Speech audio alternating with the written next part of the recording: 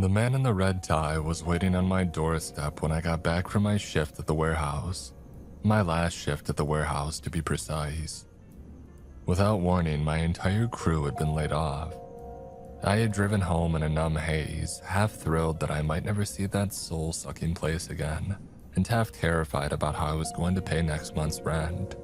I was so distracted that I almost walked right over top of the guy. "Benjamin Alexander Hearn?" he asked officiously. I told him that just Ben was fine. Nobody had called me Benjamin since high school detention. "My name is Osgood Mosby, of Mosby and Sons Solicitors." The man in the red tie went on.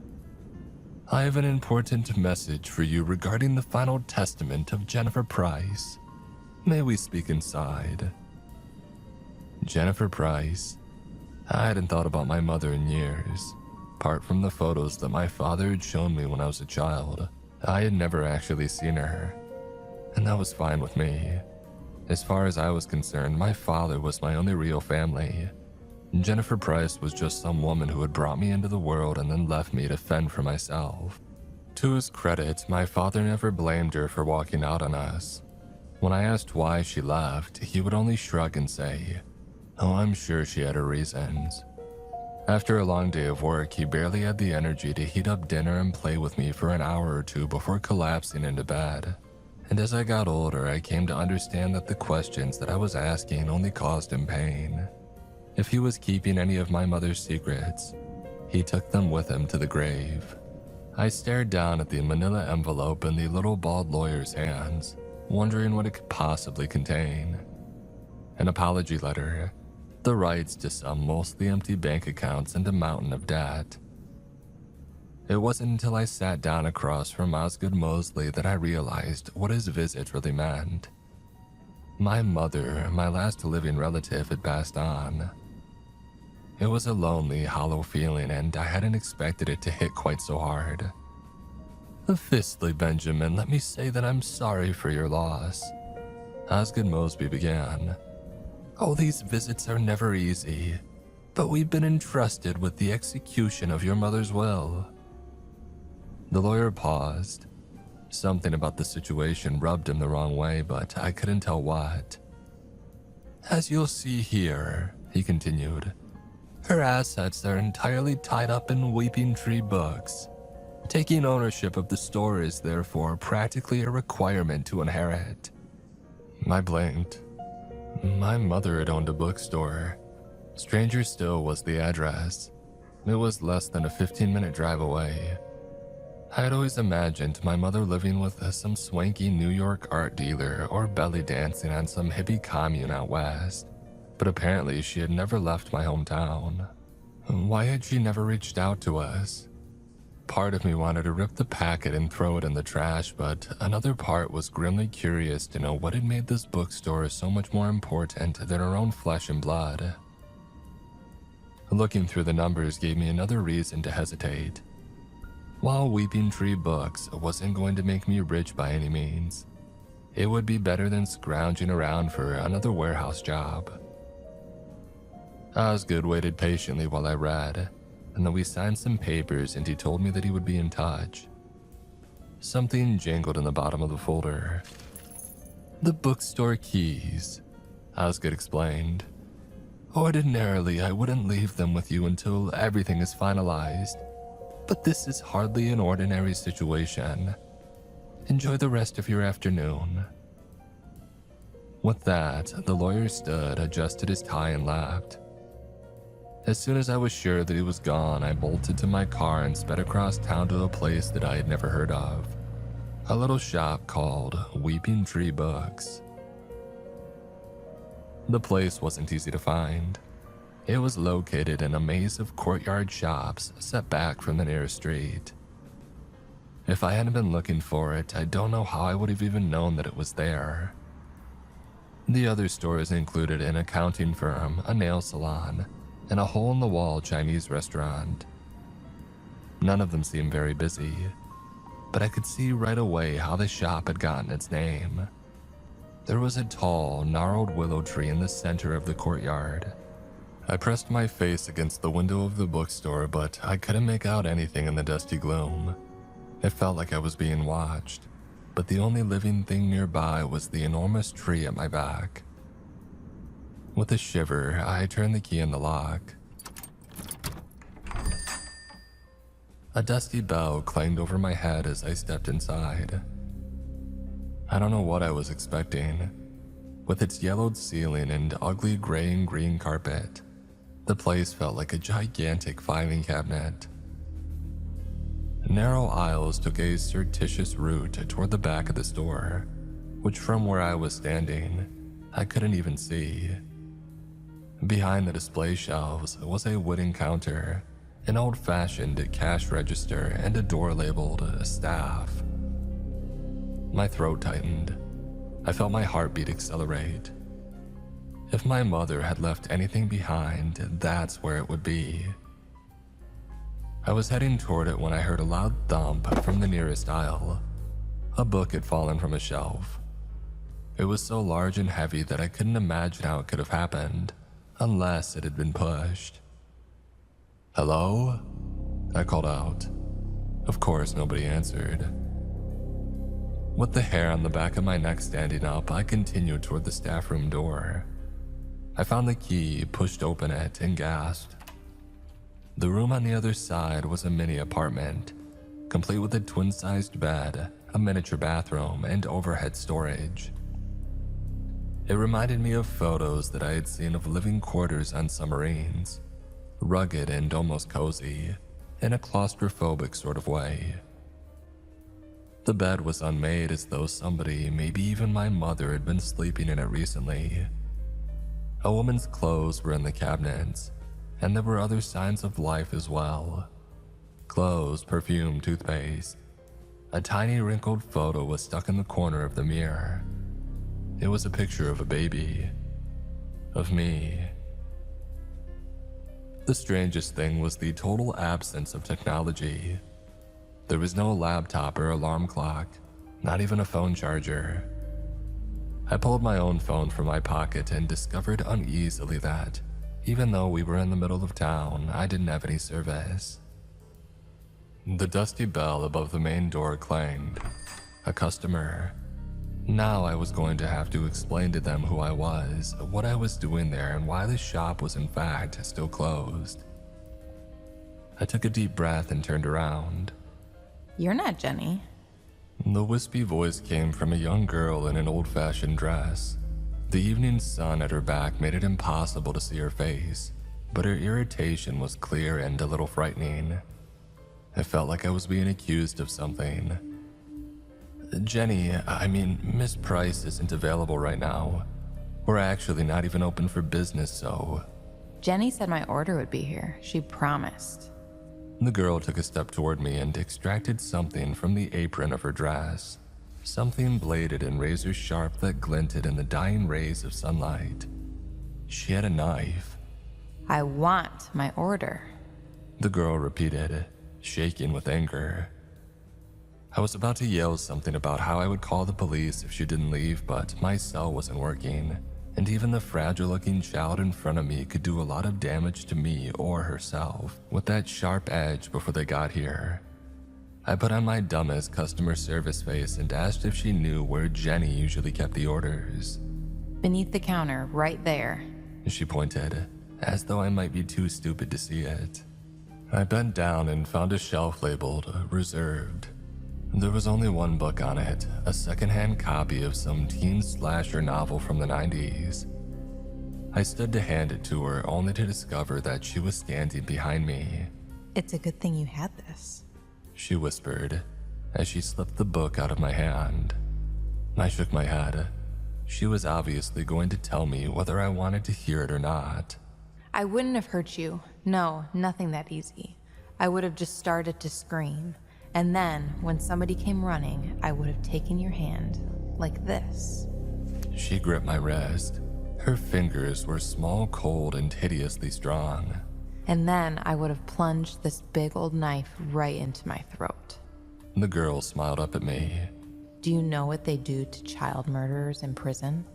Before I could answer, she slipped the massive blade back into the pocket of her apron, picked up the book, and left the store. When you see Jenny in hell, tell her that Esme says hi.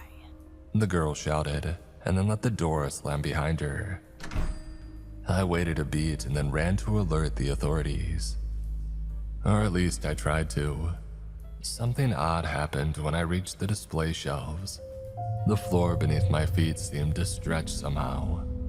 No matter how hard I sprinted, I just couldn't advance. It was maddening and dizzying. I grabbed my knees woozily and then tried to jump forward instead. Nothing. I got the same result from walking backwards, climbing onto the display case or slithering across the carpet with my eyes shut. I wasn't sure which possibility was more horrifying, that I had lost my mind and all of this was in my head, or that I had somehow become a prisoner of Weeping Tree books. I was running out of things to try and it was getting dark. Another book had tumbled from the shelf, but I wasn't going to investigate. Now with the bookstore already so gloomy that I could barely see my hand in front of my face. I had an awful feeling that if I started down one of those aisles, I would turn around to find that the shelves had rearranged themselves and the way back to daylight had been closed off to me forever. With a tense look over my shoulder, I made my way to the door marked Staff. I closed it behind me and I lay down in the darkness to wait for morning. I dreamed of black, hairy hands holding me down and cracking open my chest as though it were a book. They peeled away my skin layer by layer, as though each one were a separate page. No matter how much it hurt, however, I just didn't have the strength to escape. My eyes snapped open. I had gotten tangled in the bedsheets. The stuffy little room was still pitch black, but more than just the nightmare had jolted me awake. Something was turning the handle of the door. Blinding light flooded into the room. I threw my hands up in front of my face and screamed. "Oh, forgive the intrusion," Osgood Mosley said and adjusted his tie. "Oh, when I didn't find you at home, I suspected where you might have gone. I suppose you've noticed that you're unable to leave." I thought back to the night before, to the ugly carpet extending beneath my feet, like some sort of horrible gray and green ocean. The memory made my empty stomach roll. I groaned and asked Osgood what the hell he was talking about. "Oh, you're the bookkeeper now. The store will not permit you to exit. Right now I suppose you're imagining yourself tunneling under the floor or breaking out through the ceiling. But whatever you're thinking, I assure you that another bookkeeper's already tried it and failed. The sooner you accept your fate, the better it will be for everyone involved." I didn't want to believe him, but his words carried the weight of a judge's life sentence. If what he was saying was true, all I had left in the world was what I had walked in with. My wallet and keys, a cell phone that didn't work, and the lighter that I still carried, even though I had quit smoking years ago. I clenched my hands into fists and demanded to know how he could have put me in this situation. Wasn't he supposed to be my mother's attorney? "Oh, I never said Jennifer Price was our client," Osgood huffed, sounding hurt. "I said that we've been charged with the execution of her will. In this case, we work at the behest of the Weeping Tree Books Trust Fund. We have a contract with the Chinese restaurant across the plaza. They'll provide you with 3 meals per day and whatever toiletries you need. If there are any other issues, you can inform me when I come by to empty the till each Friday." I fired off one angry question after another, but Osgood just held up his hand. "Oh, I'm really not at liberty to say anything more, although I do suggest that you avoid damaging or angering the store in any way. If you do," the lawyer chuckled, "the expanding carpet will be the least of your worries." I've never been a violent person. Even when things didn't go my way, I was usually able to keep my temper in check. But something about the smirk on that smug lawyer's face made me see red. As I lunged at him, he backed away until he had passed the display case. No matter how hard I swung my fist now, it wouldn't be enough to get at him. The dictionary that I chucked at his head fell at my feet as though I had simply dropped it. "Good luck, Benjamin." Osgood Mosley sighed and then walked out of the door. It was only after he was gone that I noticed the takeout bag on the counter. I had never eaten lukewarm kung pao chicken for breakfast before, but my hunger made it delicious. And there was something comforting about the familiarity of the food. It reminded me that no matter how surreal my situation had become, I was still alive and kicking. I had shelter, sustenance, and my faculties intact. I didn't have to go down without a fight. The first order of business was to find the circuit breaker. It turned out to be right behind the door of the staff room. I could have even found it the night before if the shop hadn't been so dim. With the lights finally on, it was time to explore my new prison.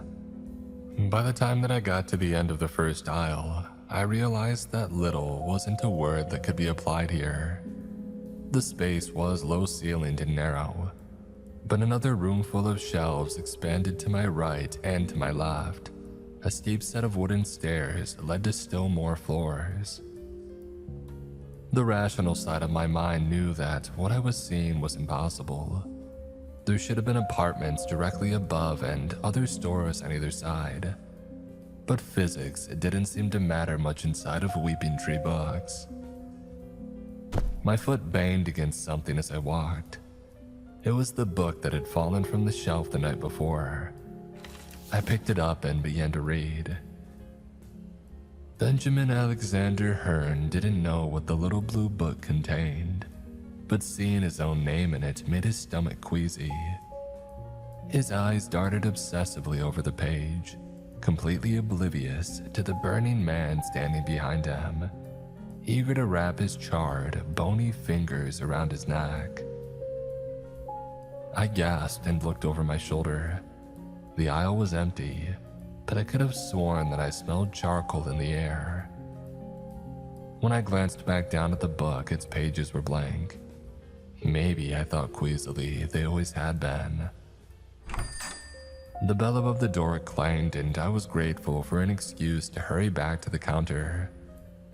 The freckly, curly-haired guy in the doorway fiddled uneasily with the device in his hand while he waited. "A sign for this," he grunted, nudging the cardboard box in front of him with the toe of his boot. When I asked what was inside, he just shrugged. "Hey, don't ask me, man, I just deliver the packages." He squinted hard at me. "Hey, you're new, huh? The lady before was a lot nicer. She always had a pot of tea ready when I stopped by. I technically wasn't supposed to have any because I was on the clock and all, but..." He shrugged again. "She used to say that I reminded her of her son. And do you know what happened to her?" I felt the blood rush from my face. This was too much to handle all at once. I signed for the package, apologized for not having any drinks to offer, and I told him that I would see him next time. "I hope so," he said ominously, and then shouldered back out through the door. Almost reluctantly, I retrieved some scissors from below the counter and opened the box. It contained about 24 secondhand books. 2 were marked as special orders. I thought of Esme and her knife and shivered. The rest bore a note in some weird foreign language. As I looked away from the words, however, they seemed to come into focus. It was as though I could only read them from the corner of my eye. The message they carried was even stranger. "Stock before nightfall," it read. It appeared that I would be exploring the rest of the store sooner than I thought. I loaded the books onto the handcart beside the staff room and headed into the depths of the bookstore, making sure to take a different aisle than I had the first time. It was that quick decision, seemingly unimportant at the time, which ultimately saved my life. As I walked, I became aware of a thin red wire running along the floor. It bent and twisted with the bookshelves, turning at random, and I found myself following it. Since I didn't know where I was going, it didn't matter which route I took. What mattered was being able to find my way back. At first, I thought that Weeping Tree was laid out like a normal bookstore. There were sections for romance, science fiction, history. There was even a kids section. The further I went, however, the more obvious it became that my impression had been wrong. The signs above the aisles and nooks and reading areas became more bizarre. Cryptozoology, non-Euclidean geometry, alternate futures. Some of the labels were in other languages, pictures, and hieroglyphics. I wished I could stop and browse through some of them, but I was too busy looking for a section where the delivery books might fit. They all seemed to be old biographies of saints, although not from any religion that I had ever heard of. Sweat ran down my back, my hands were numb from hauling the handcart, and the lights overhead had started to feel like the sun of some sweltering desert. Most disturbing of all, I was no longer sure exactly how long I had been walking. It felt like hours, but it could have been more. The only thing that I was certain of was the red cable I was following along the floor. At some point, I heard a bang from inside the box. I hadn't hit any bumps, yet a book called The Agony of Saint Honora had toppled over. As I put it back in place, it shuddered eagerly in my hand. Stocked before nightfall, the note had said. I wondered what time it was. I picked up my pace, barely pausing to inspect the signs above the sections that I passed. Aruspice, eschatology. I sniffled. That weird, charred smell was back. There was a sort of haze in the air too, as though the shelves were filling with smoke. The Burning Man. The thought crossed my mind seconds before I saw him, a black shade wreathed in fire. Although the flames around him burned white hot, the carpet beneath his feet wasn't even singed, as though this was a special fire meant only for him. A low groaning sound came from his ribcage. It was a noise that bones might make if they could scream. The Burning Man's back was to me, and I prayed that the wheels of the handcart wouldn't squeak as I snuck past his aisle. I rounded a corner and felt the air clear. I had made it, this time. Another angry bang came from inside of the box, reminding me of what I was doing in the depths of the bookstore.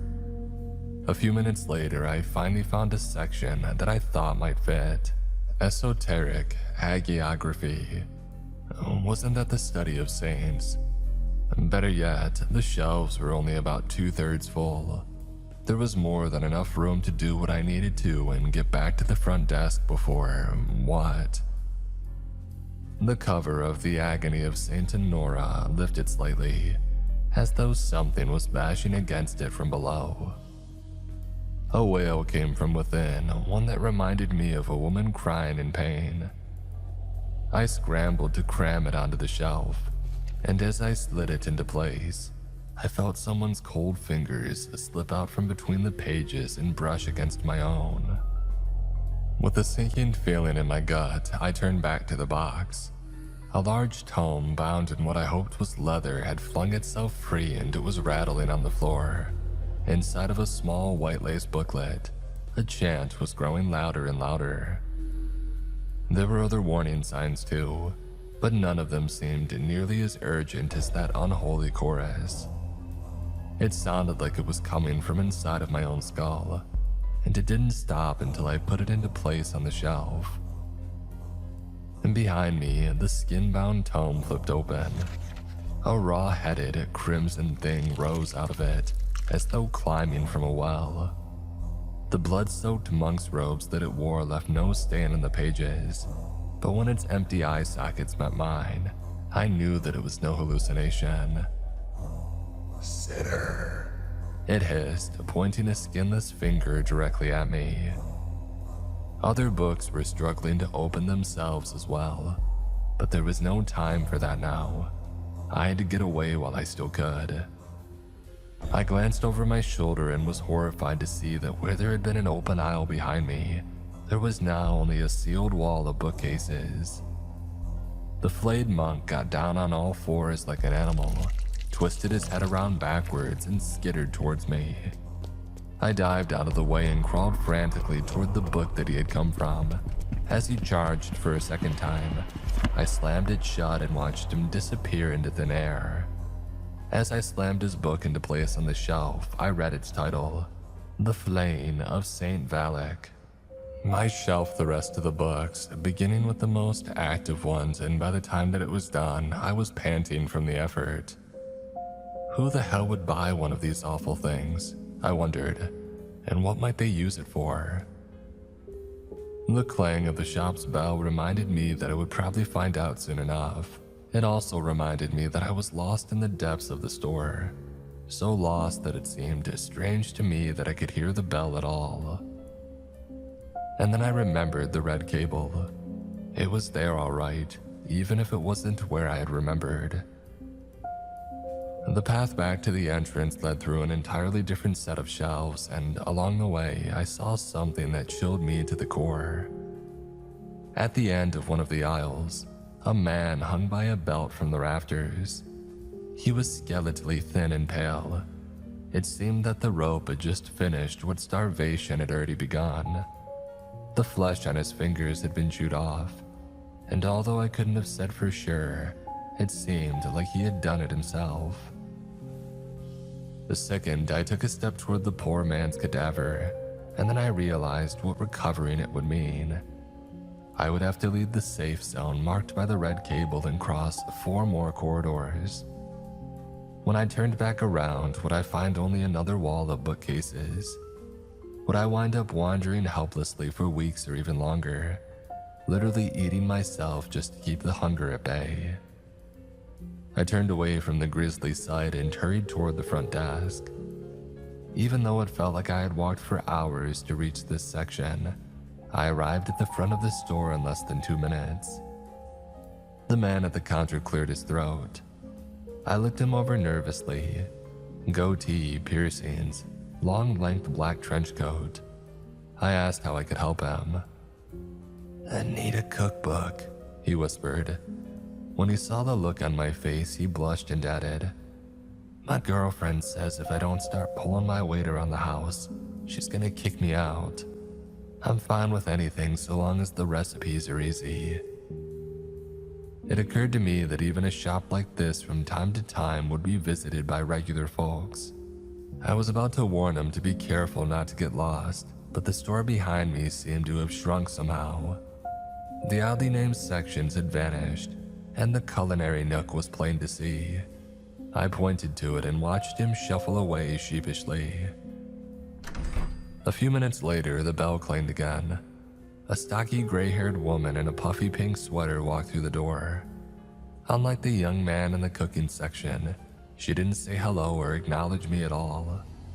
She just stared from behind her thick, tortoiseshell glasses. Her glare continued even as she waddled past the front desk. Her neck twisted in a way that shouldn't have been possible, not even for a contortionist. I gulped. This was no ordinary customer. Trying to act casual, I slipped out from behind the desk and I walked into the stacks, pretending to be searching for something. As soon as I was out of the woman's line of sight, I planned to tell the young guy in the trench coat something. I still wasn't sure what, to get him out of harm's way. I was rounding the corner of the second set of bookcases when the woman walked out in front of me. She was breathing excitedly through her mouth, which suddenly seemed much wider than it had been a moment ago. Her head moved toward me even though her body hadn't budged. She ran her tongue over wormy violet lips. On the other side, I could see several rows of tiny razor-sharp teeth. Even without words, I understood her warning. Stay put. Don't interfere. As I backed away, I whistled, coughed, and even knocked over a display stand. But none of it was enough to make the young man turn around. I didn't see what happened next, but I heard it. The gasp, the scream choked in blood. the gruesome sound of feasting. The noise reminded me of a pack of hyenas ripping apart a corpse. I stayed frozen behind the front desk until the woman passed by for a second time. Beneath her fluffy pink sweater, her stomach was hideously distended, as though she had just eaten something even larger than she was.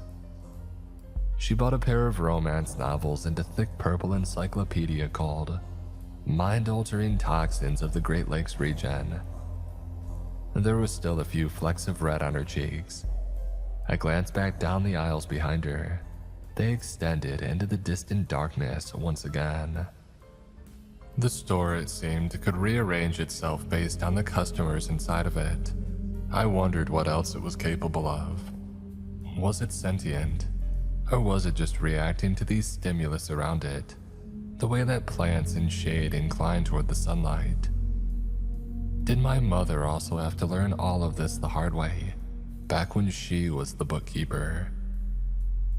My experiences so far left one thing crystal clear. The store couldn't or wouldn't protect me. I was disposable, just like my mother, the hanging man, and all the other bookkeepers before us. The pork fried rice and oolong teas sitting on the counter had gone cold, but I wolfed them down anyway. As I ate, I thought about the red cable. Someone had found a safe path through the store and put it there, which meant that the previous bookkeepers might have other information to pass down. Information which could help me stay alive inside of this nightmare. The idea hit me with the force of a religious revelation. I shoved aside my food and started turning the staff room upside down. I checked beneath drawers, in the pages of magazines, behind the toilet and inside the lampshade, but I found nothing. And then I looked at the mirror, at my own baby picture still tucked snugly in the corner. If my mother had left anything else important behind, it might be connected to the mirror as well. I lifted it gently from the wall. A thin red journal was taped to the back of it. The first page was blank. The second began with a chilling greeting. "Hello, stranger. My name is Eugene Dodd," it began. "And if you're reading this, then I'm already dead. I know I can't make you believe any of what I've written because for all you know, this journal is just another one of the bookstore's little tricks. Not sure what I mean? You must be new here. Until this place caught me on the night of December 17th, 1948. I was a club drummer with a 2-pack habit and a criminal record for theft, which kept me from getting a straight job. I used to walk past Weeping Tree Books every morning on my way back from gigs, and there was always this pretty brunette sitting on a stool behind the front desk. One morning when I was still drunk from the night before, I decided that I ought to go inside and talk to her. We hit it off right away, and pretty soon we were sharing coffee, donuts, and kisses behind the counter every morning. She was lonely, she said. She had an abuser in her life, one who wouldn't let her go, and she wanted my help. She asked me to bring her a pistol so that she could finally be free.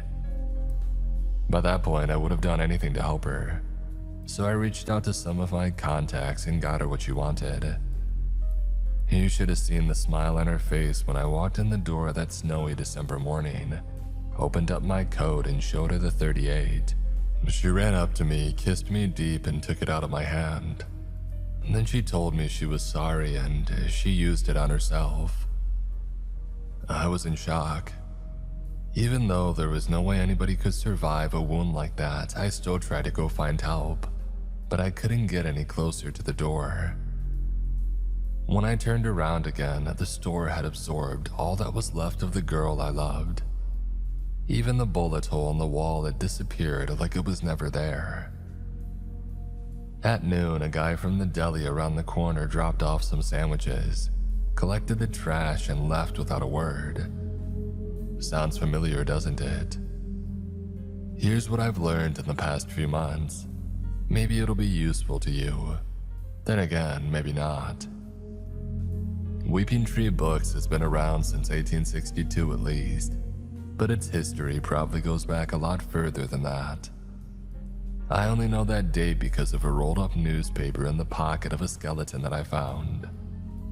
The dead man's clothes were right for the time period, and while I don't know what killed him, something took the time to pluck the teeth out of his skull. The store moves around a lot. I found junk in here from Baton Rouge, London, Hong Kong, and Montreal, just to name a few. Somebody in power is aware of the place's existence, because every now and again 2 government types in black suits come by to scope it out. They never come inside though. They probably know better.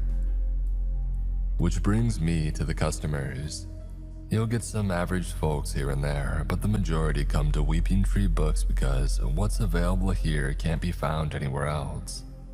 Some of them won't notice your presence at all, and most will ignore you out of respect for the bookstore. And then there are the others. The ones who will want to drink your blood or lay their eggs in your throat. The ones who will want to dissect your thoughts and feed on your fear. For them, you're just a special treat on the way to whatever twisted knowledge they came here to find. I've been lucky so far, but that's the thing about luck, right? Sooner or later, it always runs out. I've been here for over 13 years now, and I can feel myself starting to slow down. I may not be able to get out of this place, but maybe I can take it to hell with me. I asked Mickey over at the deli to bring me a couple of gas cans and a box of matches. All I need now is a spark. And so, stranger, I guess this is goodbye. Maybe these words will go up in smoke along with the rest of this god-awful place. But if they don't and you stumble on this little journal a couple of decades down the line, don't say I didn't warn you. That was the end of Eugene's handwriting. I thought I finally had an idea about who the Burning Man might have been. Another bookkeeper had picked up where he had left off, and another after that, but there was no time to flip through them now. The dusty bell above the door was ringing. And so it went. There were days when I had no customers, and there were days when the demands of being the bookkeeper left me aching and exhausted. For every ordinary customer, there were a dozen who were more or less than entirely human. Their requests sent me scurrying to the depths of the bookstore, places where the shelves stretched too high to see or where the stairs spiraled down into a cold, damp darkness that seemed to have no bottom. I got to know John, the long-haired teenager who had brought me my meals from the restaurant across the square. He seemed to understand my situation and offered to cook my meals rather than just bringing me leftovers. After trying his attempts at French toast and spaghetti, however, I decided to stick to the menu. In my free time, I read everything that I could get my hands on, but especially the journal that I had discovered behind the mirror.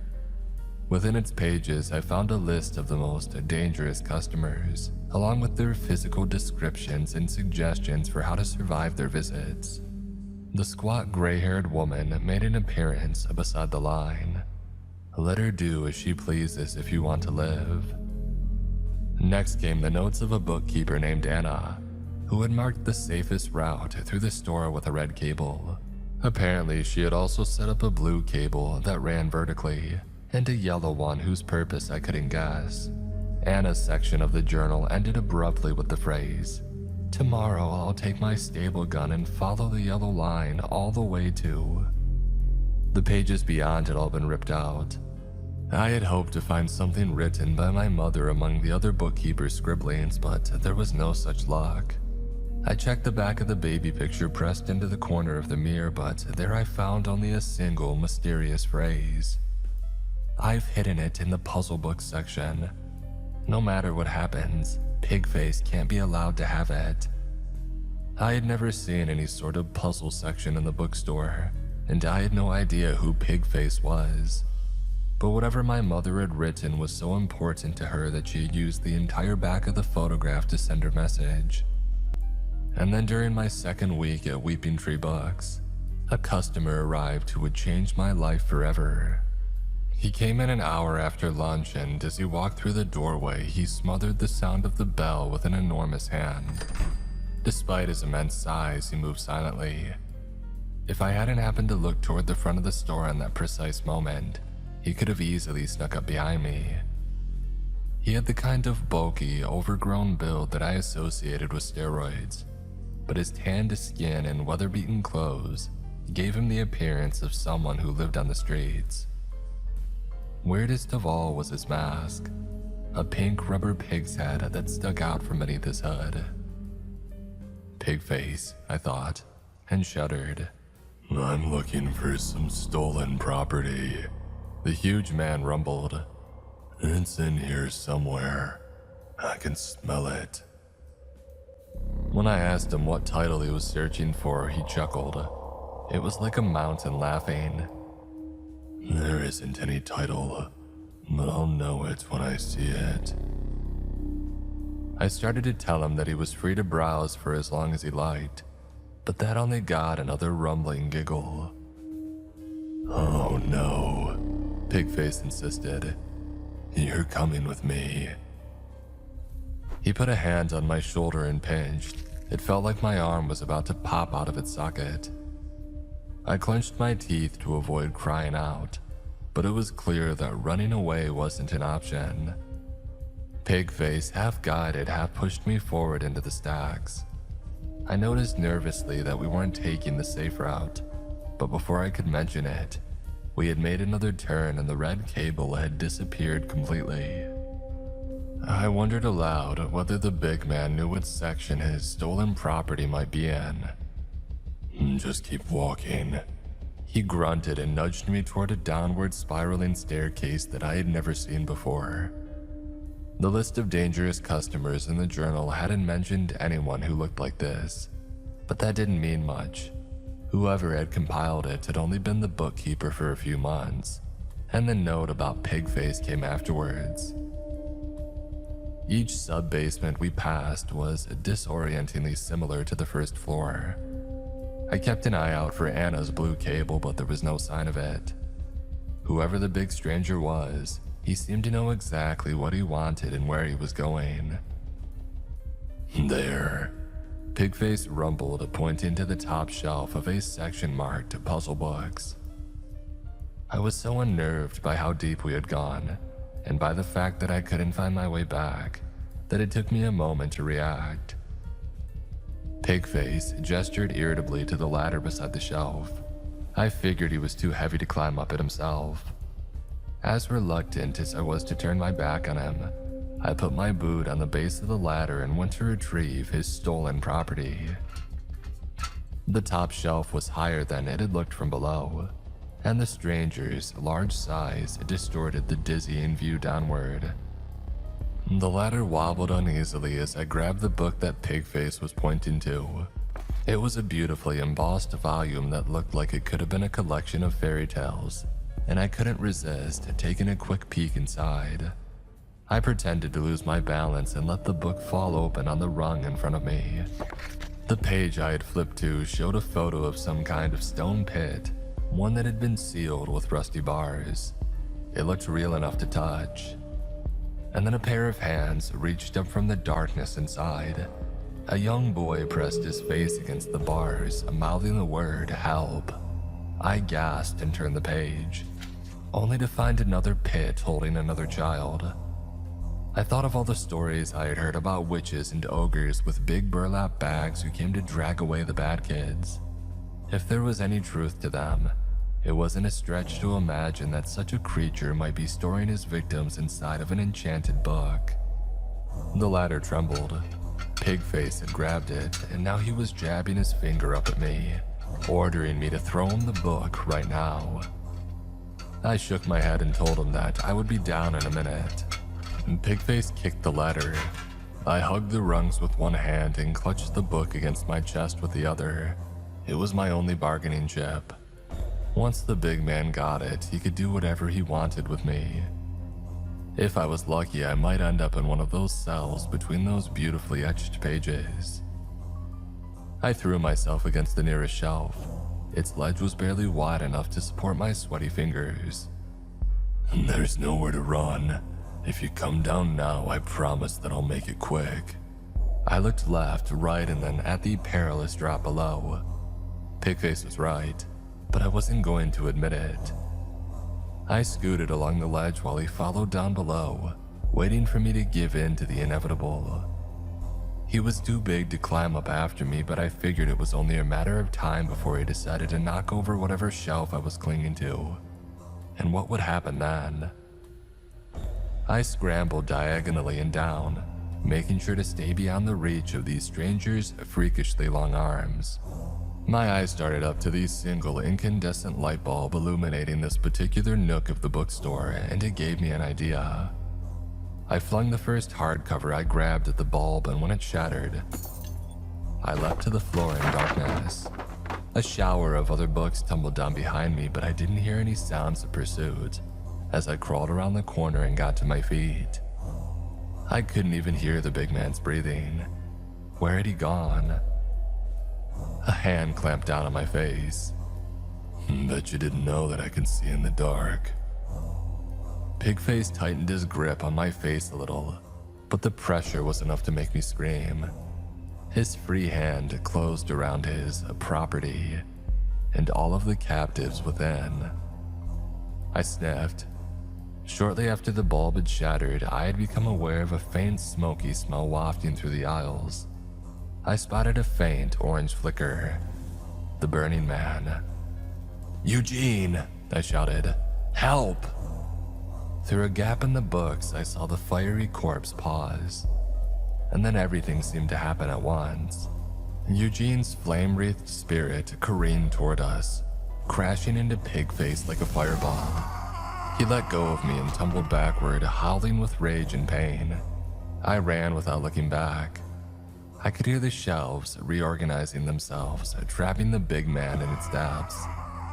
The store wasn't protecting me, I realized. It was punishing Pigface for his disrespect. I spotted a staircase to my right, but I didn't dare to take it, not without knowing where I was first. The sounds of Pigface's struggling grew fainter. I slowed down and concentrated my energy on searching for the blue cable, the one that Anna claimed she had used to navigate between levels of the bookstore. 4 staircases later, and I finally found it. I followed it to its meeting point with the red cable, and then back to the front desk of Weeping Tree Books. I slammed the big man's volume onto the counter and opened it, this time from the beginning. That charred smell made me look up before I had even begun. Eugene stood at the far end of the aisle holding something in his hand. He flung it toward me and then walked back into the stacks, leaving behind only a smoky haze and a flickering orange glow. After he had gone, I approached and retrieved it. It was a key. Its tip was black as though dyed by ink, and the sight gave me a mad, impossible idea. And then again, these photos of caged pits, these children trapped between the pages of a book. Wasn't that just as crazy? Maybe an insane problem demanded an insane solution. Working fast, I flipped to the first picture that showed one of those awful prisons. A padlock was clearly visible beside the bars. I lowered the key toward it and felt it sink into the page. I twisted it in the lock and then did the same for each cage on the following pages. I was rewarded by the sight of scampering feet and grinning faces. The children were finally breaking free. At any moment, I expected to see Pigface emerge from the depths of the store, covered with hideous burn wounds and roaring for vengeance, but the bookshop stayed silent. It had swallowed him, just like it had swallowed so many others. I knew that I might never learn the truth about how my mother was ensnared by Weeping Tree Books, or what happened to her afterwards. But after so many years of bitterness, I finally felt at peace with her memory. I had fulfilled her last request, one that she had entrusted me to find in spite of the nightmarish circumstances. In a few hours, John will come by with some egg rolls and shrimp fried rice. I'll read a few more chapters of The Long Goodbye, and then crawl into bed before it gets dark. I've learned the hard way not to wander around the store at night. Tomorrow, I'll begin my search for Anna's yellow cable and the missing pages of Eugene's journal. There's no guarantee that it will lead to an escape from Weeping Tree Books, but I've got all the time in the world to find out.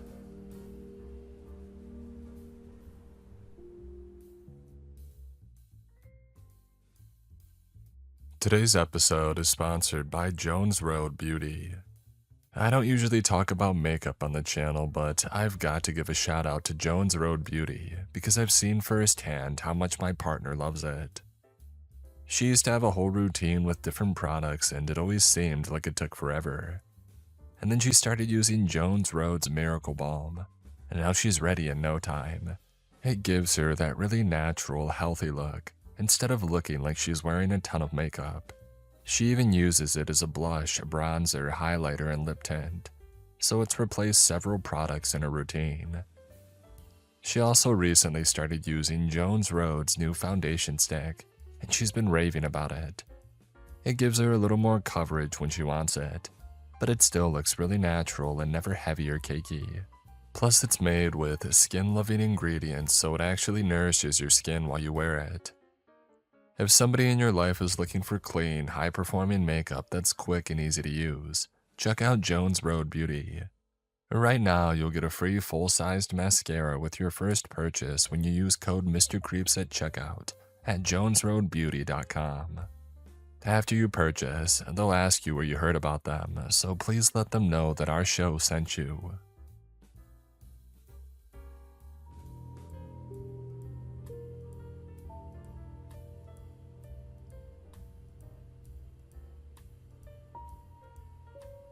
Whenever a new client walks into Weeping Tree Books, I've learned to just smile.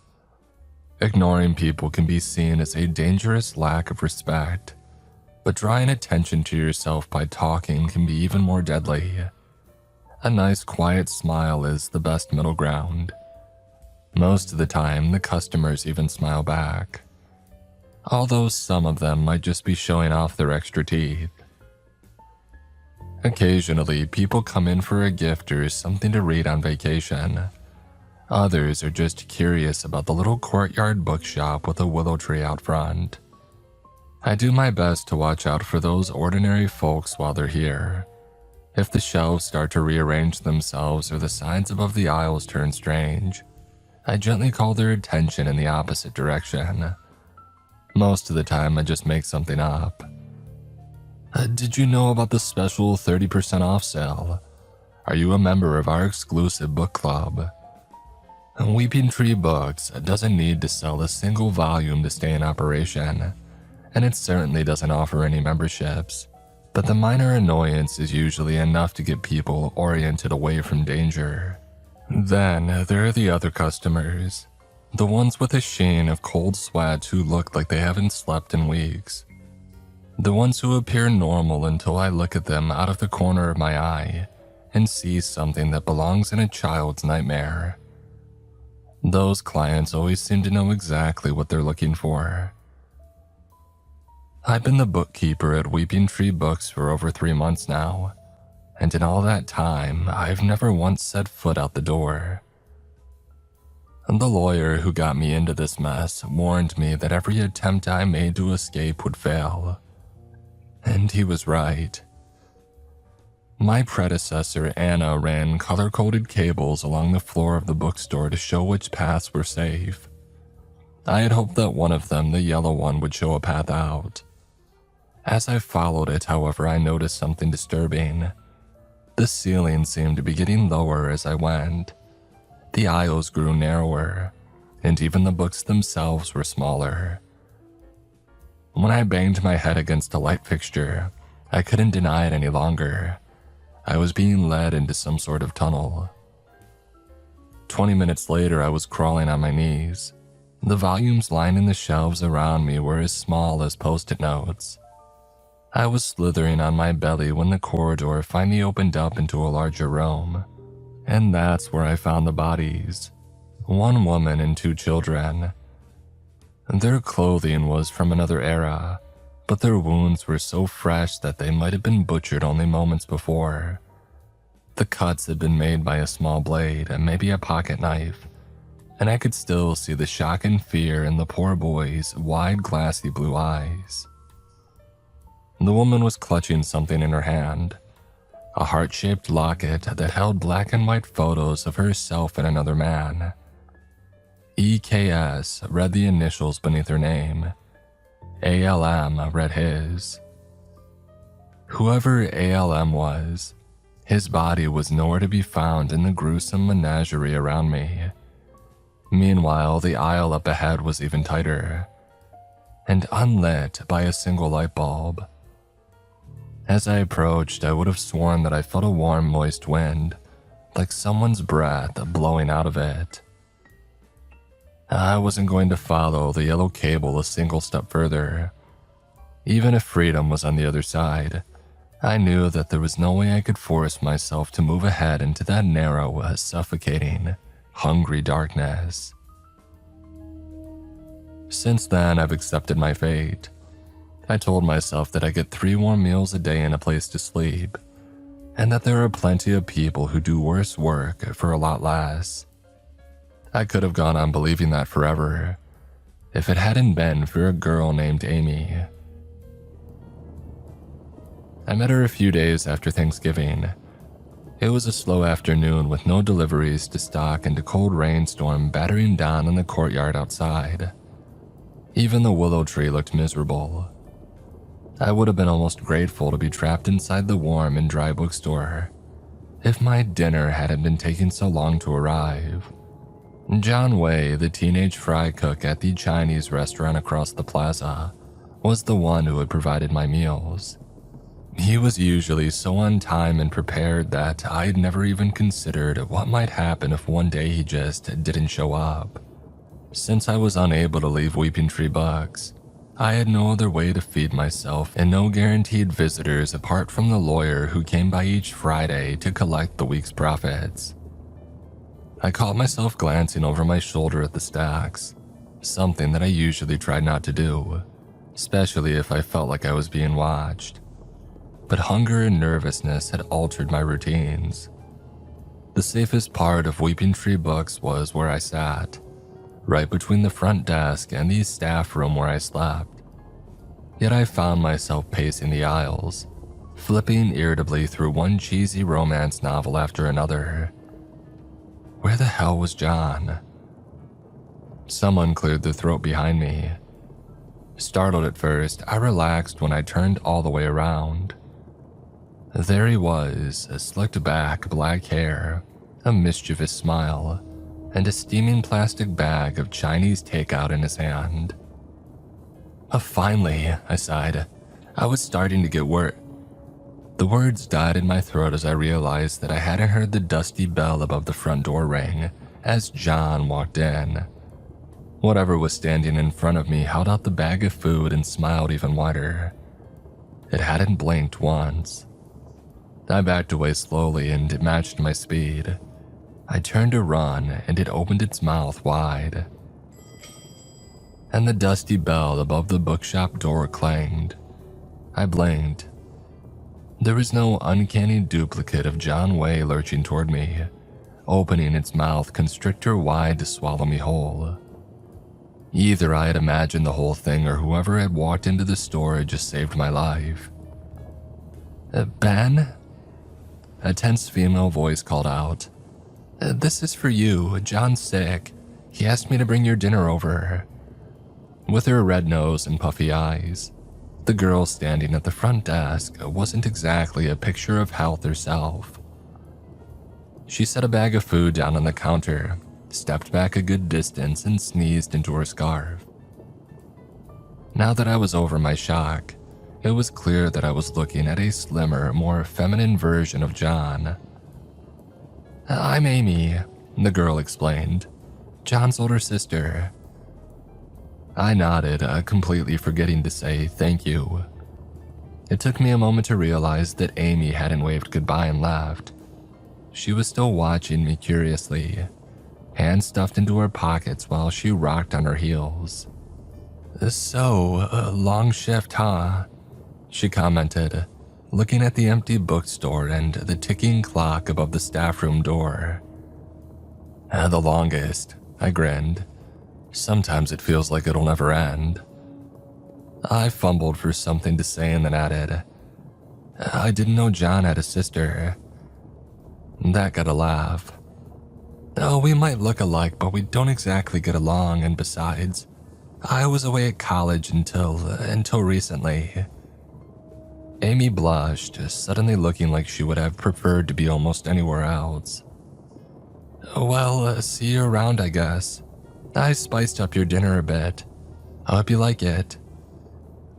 With a final sneeze into her scarf, Amy hurried back out into the rain.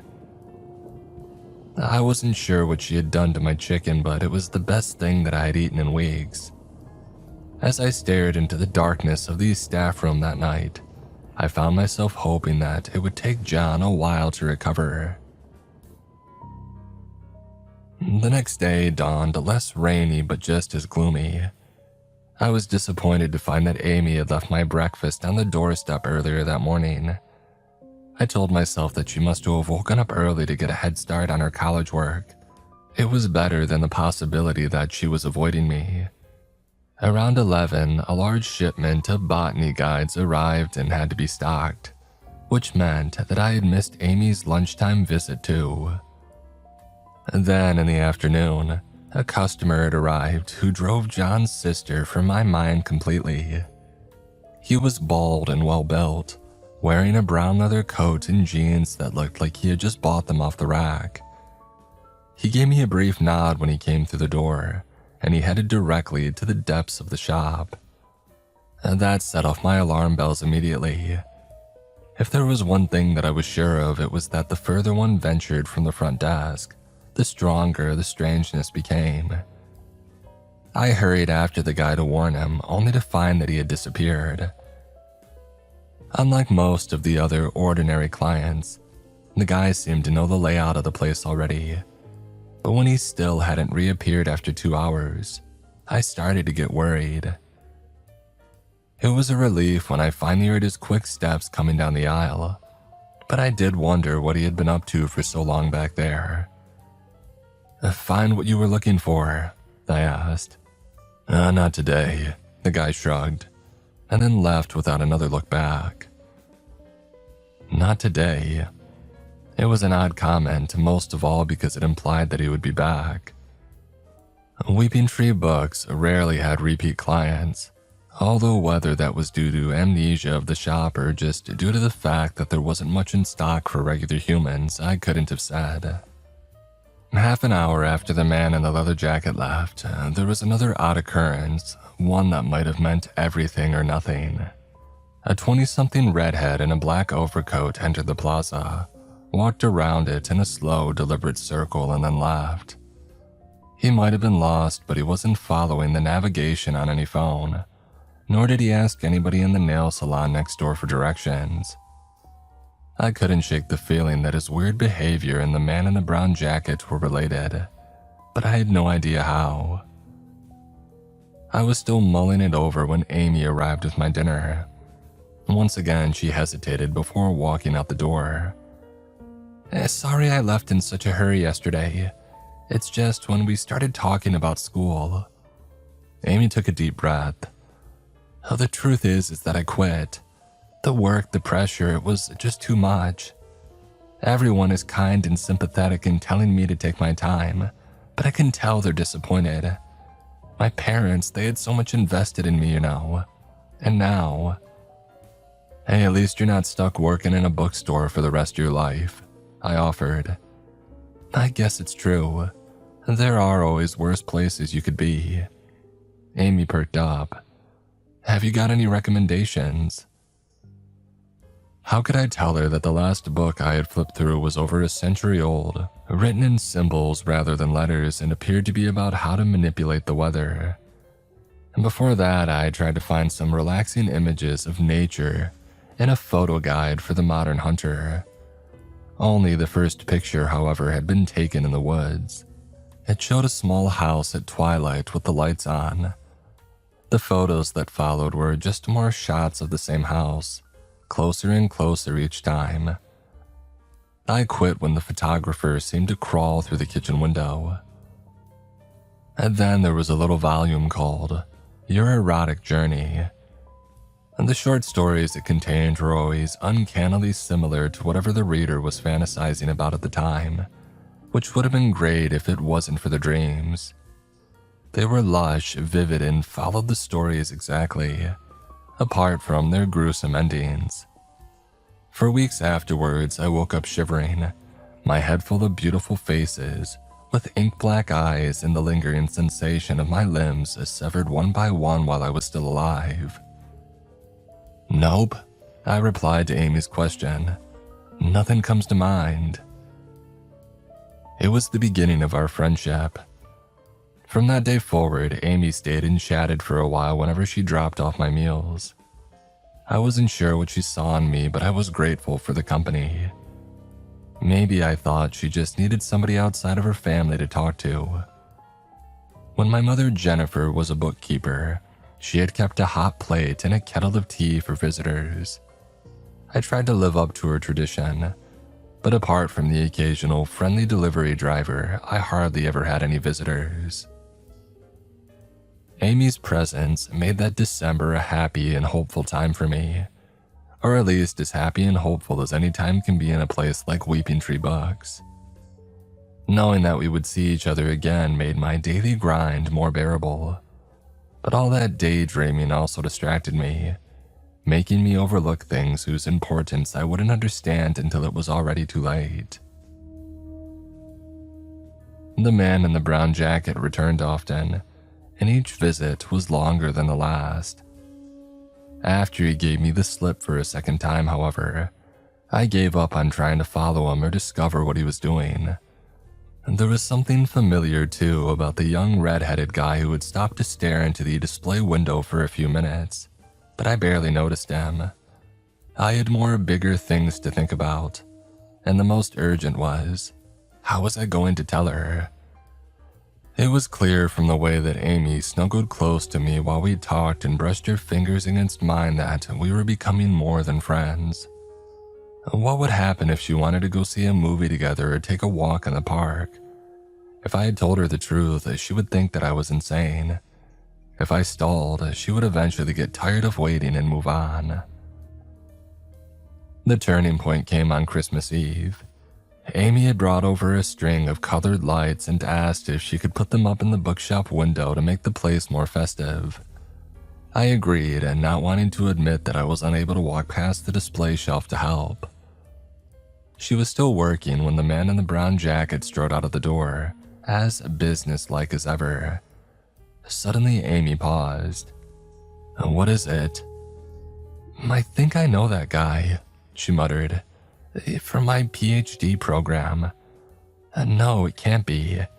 Jacob wouldn't be caught dead in a leather jacket."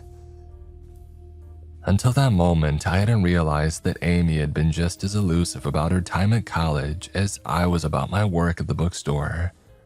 What had she studied? Why had she quit? That night, when she came back with a 3-course meal and a bottle of wine to share in the glow of the festive lights, those questions were the last thing on my mind. Amy wound up spending the night with me. I made up all sorts of excuses to justify why I was allowing her to stay without warning her about the bookstore's dangers, but the simple and selfish truth was that I wanted her more than I cared about the potential consequences. We drifted off to sleep in each other's arms and woke to the sound of crying outside the door. "What's that noise?" Amy mumbled groggily, and then sat up and felt around for her clothes in the dark. "It sounds like some kid is hurt." Of course. I was used to the nocturnal noises of the bookstore. Grumbles, shouts, and distant conversations. The haunting, distant songs of a choir. The rowdy chaos of a party. Sometimes I thought that I recognized the voices, but more often they just sounded like incoherent gibberish. There were metallic groans and reverberating clangs, as though the store itself was stretching out after a long day. But this screeching infant was something new, and just like Amy had said, it sounded like an abandoned child. The staff room was pitch dark, and I didn't realize what Amy was doing until I heard her zip up her sweater. "Hey, where are you going?" I whispered. "There's a kid in trouble out there," she grunted. "We've got to do something." I tried to argue that the noise was coming from the apartments up above, and that she couldn't possibly be hearing what she thought she was hearing inside of a closed-down bookstore. But Amy refused to listen.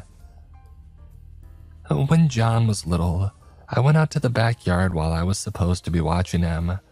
I'm not even sure why I did it, but when I got back, he had knocked a glass bowl onto the floor and sliced his foot wide open. He was bawling his eyes out just like that. You can stay if you want, but I'm going." While I fumbled around for more excuses, Amy found the light switch and opened the staff room door. It was around 3 a.m., the blackest hour of the night, and the concrete plaza outside was covered by a fine layer of snow. The crying seemed to be coming from 2 or 3 aisles away, and Amy was already hurrying toward it. A heap of white sheets lay between the shelves.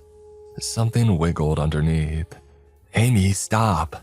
I hissed, grabbing her wrist. She had dragged me halfway down the aisle toward the pile when the wrongness of the whole thing finally seemed to dawn on her. The bookstore's eerie yellowish lights, the lateness of the hour, the presence of that squirming bundle, with no sign of how it had come to be there or why. Whatever was beneath the blanket must have noticed our presence as well. After a few more half-hearted cries, it had stopped whimpering. It was waiting for us to come closer.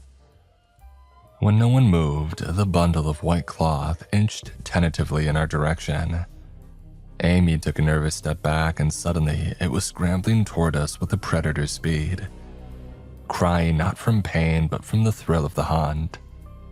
Amy and I crashed into each other in our mad dash for the staff room door. We closed and barricaded it behind us, but I wasn't sure if it would be enough. I usually survived the nights in Weeping Tree Books by laying low and not drawing attention to myself, not by having some sort of defense system. Something slammed against the door hard enough to rattle it. Amy and I braced it with our backs and felt the second slam reverberate through our bones. I didn't think the hinges could survive a third blow.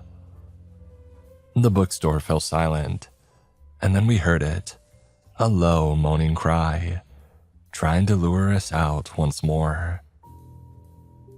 After what felt like an eternity, it gave up, or at least seemed to. The only noise was the rumble of the heating system and our own panting, frightened breaths. What the hell was that? I told Amy everything. If there was ever a time that she might believe me, it was now. To my surprise, she accepted the whole story at face value.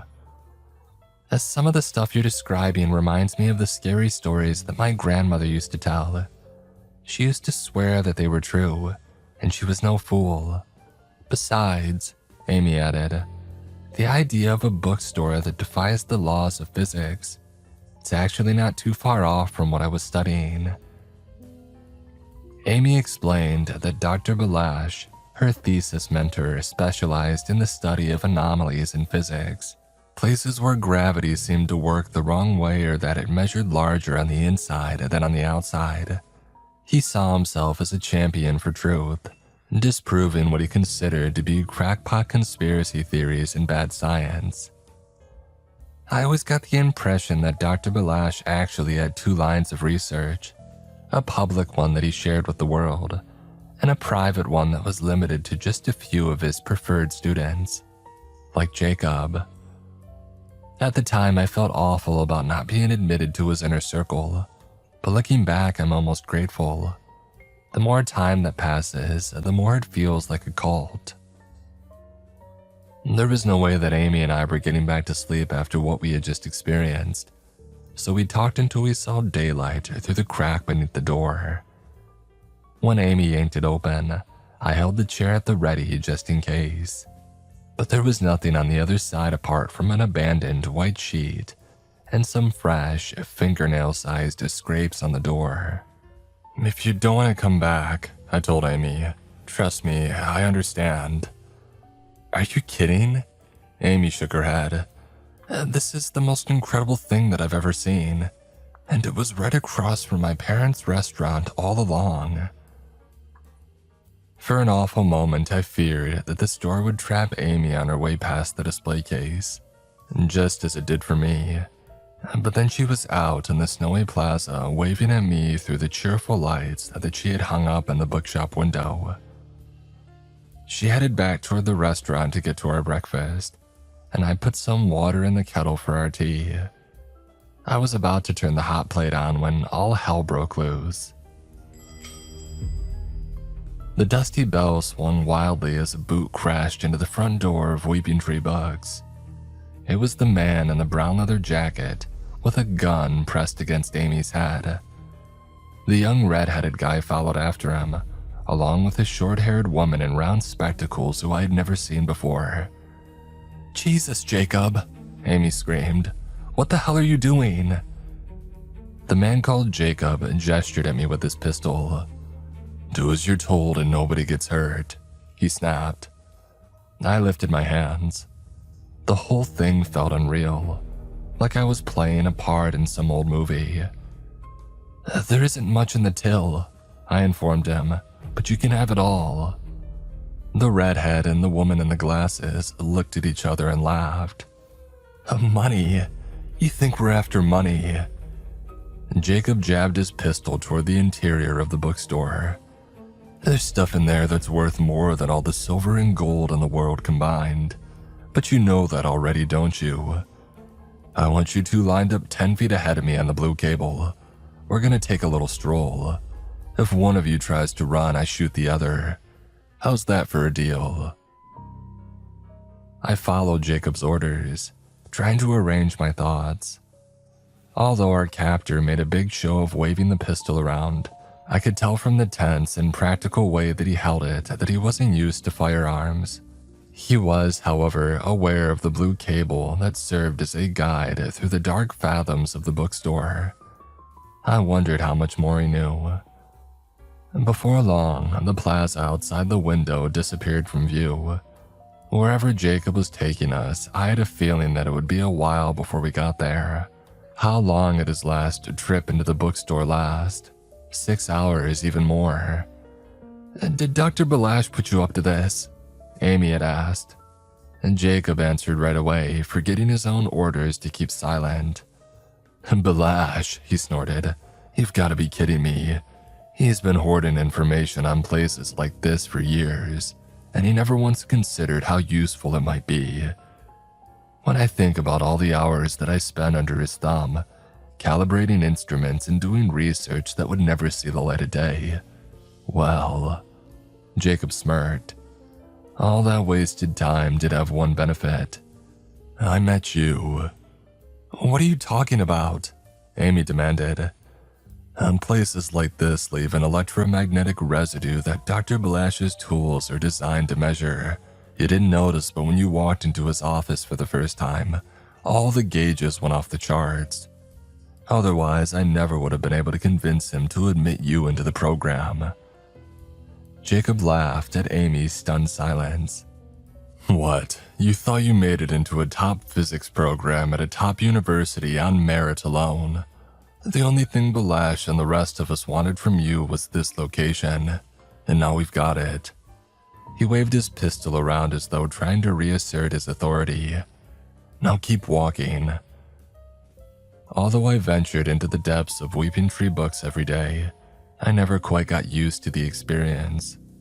Those endless aisles of ugly carpet, those glowing incandescent light bulbs set just far enough apart to create pools of shadow. Those shoddy particle board shelves that seemed to move whenever they weren't being watched. And above all, the lingering, inescapable sensation that something was following, on the ceiling, around a corner, somewhere just out of sight. Most people couldn't stand it for more than a few minutes, but Jacob and his crew hardly seemed to notice. I wondered whether it was because they had been in places like this before, or if they were just too fixated on finding whatever they were looking for to notice. My legs were beginning to ache by the time that we encountered the red cable at the top of a spiral staircase. "Here," Jacob informed the others. His crew stopped, placed their black backpacks on the floor, and paused for a break. Jacob tossed Amy and I a water bottle and some energy bars. "You see, I'm not a monster, not as long as you both cooperate." We ate in silence and then continued down the stairs. That oppressive feeling of being observed only grew stronger. It was as though we were passing through the entrails of some enormous beast. I knew from experience that the further one wandered from the main floor, the less stable and more dangerous Weeping Tree books became. But were Jacob and his crew aware of that fact? The way they had taken out flashlights and rope during our break suggested that they were, but I doubted this trio of graduate students fully understood what they were getting themselves into. Still, it raised an uncomfortable question. If Jacob didn't need us to help him navigate the bookstore, then why had he brought us along at all? I lost count of how many floors we passed. Some were lit by cheery lights, without a single book in a language that I couldn't identify. Others were all dark wood shelves and dusty tomes, as gloomy and ominous as the inside of an anglerfish's mouth. The steps had changed as well, becoming wide concrete slabs or narrow wooden slats, depending on the level that we were passing. Each time I rounded a corner, I expected some unknowable horror to leap up and drag me into the darkness, but the monster that I was expecting never came. Maybe, I thought, as I listened to Jacob mutter to one of his accomplices, we had brought the monsters in here with us. My one comfort was the presence of the red cable, winding its way down the central column of the staircase like some endless crimson serpent. I took advantage of the distraction to look back at my captors and at Amy. She was drumming her fingers nervously on her jeans. Behind her, Jacob and the redhead were inspecting a small silver device and nodding at one another. The woman with glasses had taken over the gun and aimed it unwaveringly at Amy and I. Unlike Jacob, it was clear from her stance and trigger control that she knew what she was doing. Phones and internet didn't work inside of Weeping Tree books, but the device in the redhead's palm seemed simpler than that. Almost like a mercury thermometer for supernatural activity. I realized that it was probably the same device that I had seen him using in the plaza several days earlier, and while I couldn't imagine what it might be pointing to, we seemed to be almost there. Black and white were the only colors on the next floor. The surgically bright fluorescent lights were a far cry from the cozy, incandescent bulbs that I was used to, and the polished tile floor gave the place the ambience of a sinister hospital. The shelves were all white metal, and binders lining them were all the same identical shade of black. With my red sweater and khaki pants, I felt like an invader as we exited the stairwell. Suddenly, I wanted very badly to hold Amy's hand, or anybody's hand for that matter. This didn't seem like a place where humans should go. Jacob cleared his throat. I got moving. There was no text on the shelves here, nor any indication of where we should go apart from the redhead's weird device. I kept glancing back at the stairs, hoping that they wouldn't just disappear. The total silence magnified the echo of pages turning up ahead. Jacob nodded to the woman in glasses, who lowered her pistol slightly as we crossed into the next aisle. The man in the center turned around like he had been expecting us. His striped pants, suspenders, and white-collared shirt had probably been stylish about 100 years ago, but now they were in tatters.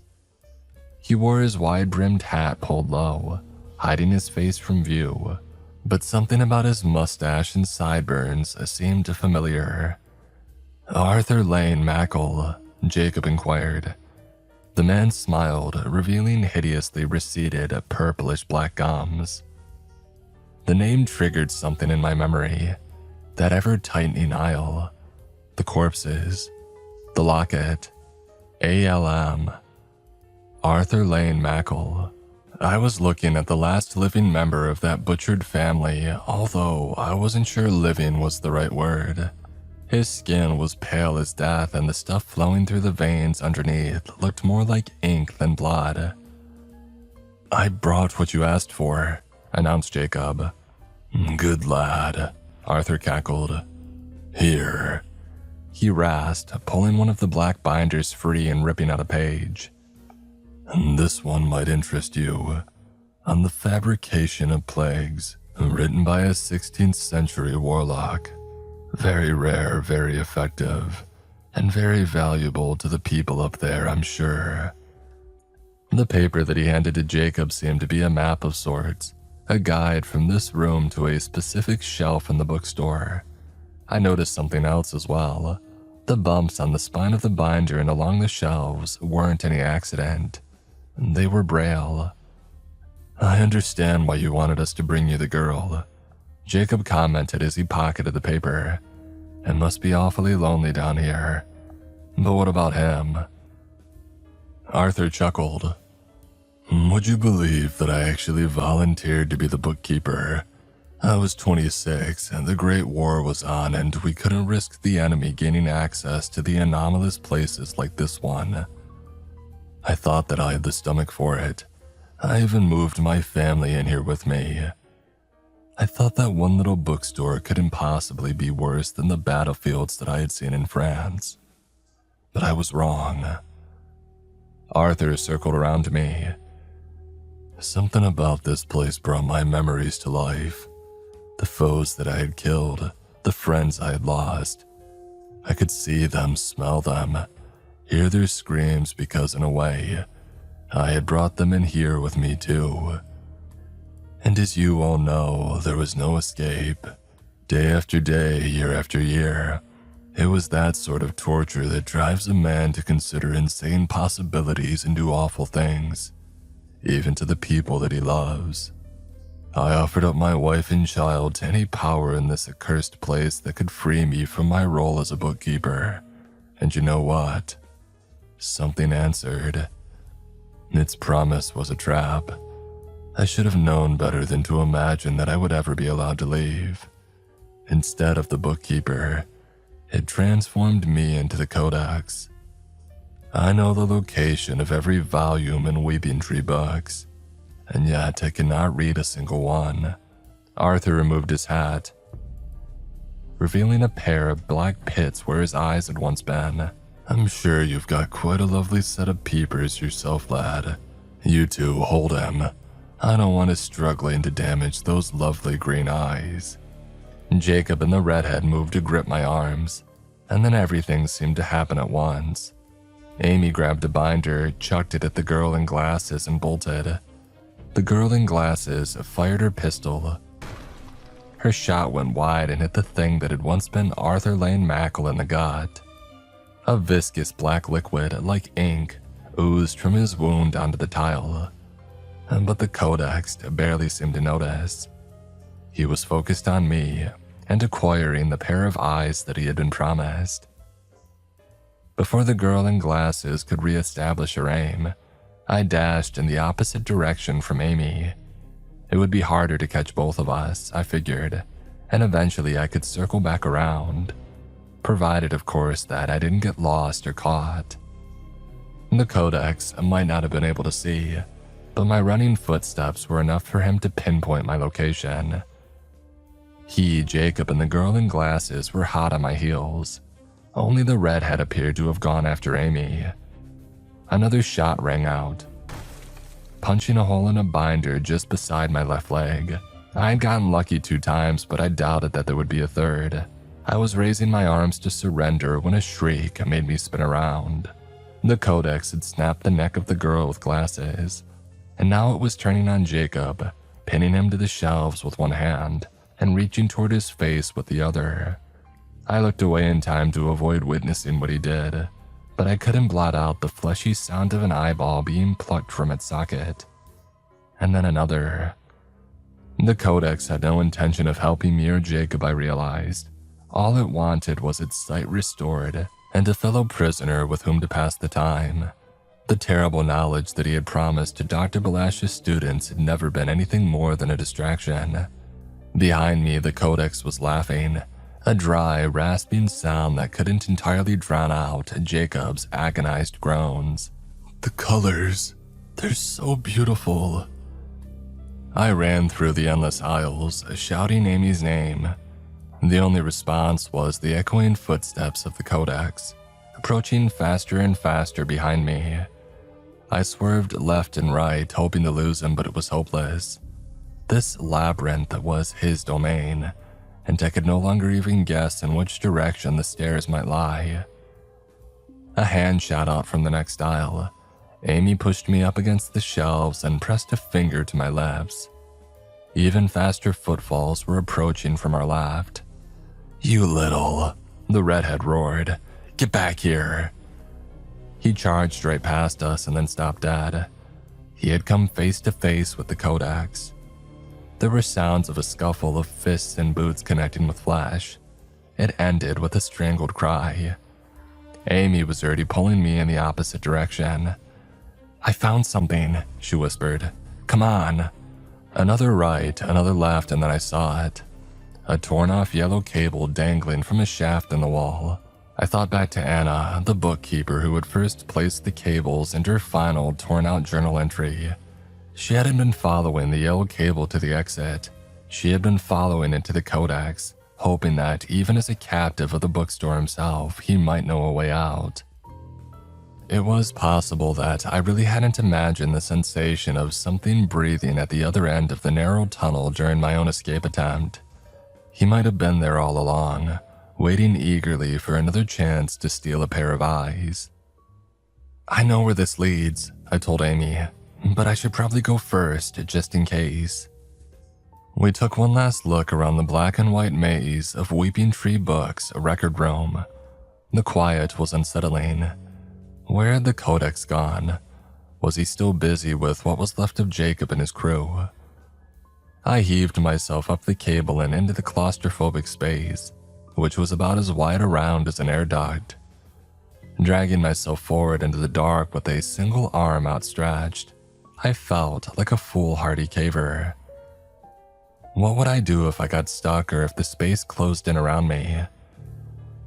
I bent around a spine-cracking corner and finally saw light at the end of the tunnel. I recognized the room ahead and those 3 innocent victims as freshly dead as if Arthur Mackle had killed them only a few minutes before. As I scrambled free of the narrow space, I could hear Amy still struggling in the tunnel behind me. I warned her not to look too closely at the room that she was about to see. She had just rounded the hairpin turn when her eyes widened. Without warning, she slipped backward. "He's got me," Amy yelped. I grabbed her arms and pulled. Amy screamed, caught in a painful tug-of-war, one that I knew I would lose. I could feel the muscles in my legs starting to give out. The Codex had more hateful strength in a single hand than I had in my whole body. And then, with a snap and a grunt, Amy slipped free and came crashing out onto my chest. I almost didn't want to inspect the damage. What if her foot had been torn off, or worse? A bruising, bloodied handprint covered Amy's bare ankle, but the only thing missing was her sock and sneaker. The Codex didn't come crawling out of that awful tunnel after us, probably because he was a prisoner of the records room, just as I was a prisoner of the rest of the store. A fact which made me realize exactly how much Arthur Mackle's bitter sacrifice had cost him. Rather than being trapped for one lifespan in the bizarre bookstore, he was trapped for eternity in a single room, a room that up until now he had been unable to even see. "Are you all right?" I asked Amy. "No, but I'll live." Amy limped to a standing position and draped her arm around my shoulders. Side by side, we limped back to the front desk of Weeping Tree Books.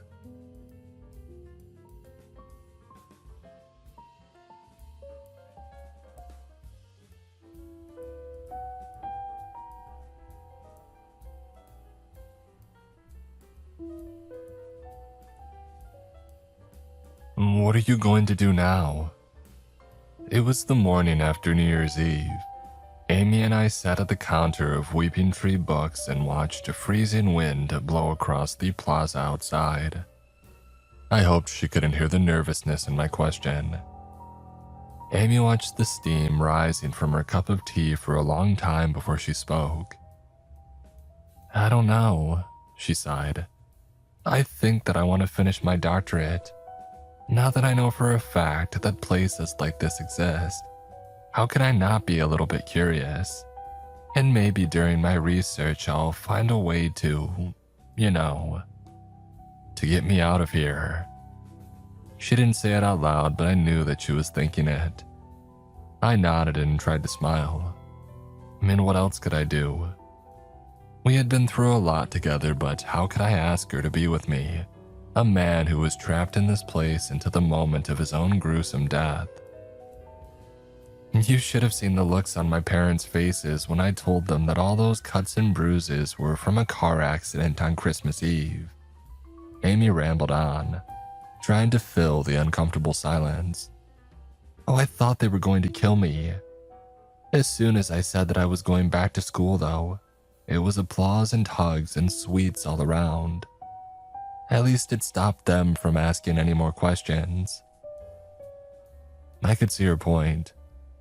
I hated to think how the Way family would react if they discovered that the bookstore across from their restaurant was an ugly gash in the laws of physics. As far as they or anybody else knew, Weeping Tree Books was a normal store and I was a normal employee, albeit one with very odd hours. Giving others more information than that was dangerous for them, and for me. I had taken that risk with Amy already and it had almost gotten us both killed. The knowledge of Amy's imminent departure hung over our conversation like a toxic cloud.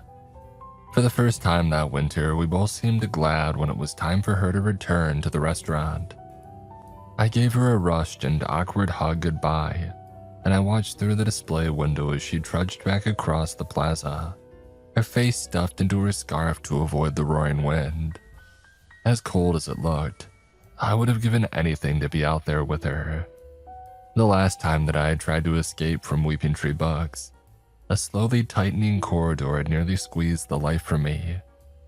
I had been grateful just to get back to the front of the store with my life. I had accepted my fate. But then I met Amy.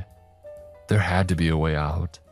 I couldn't just accept spending the rest of my life here, could I? It was an odd winter.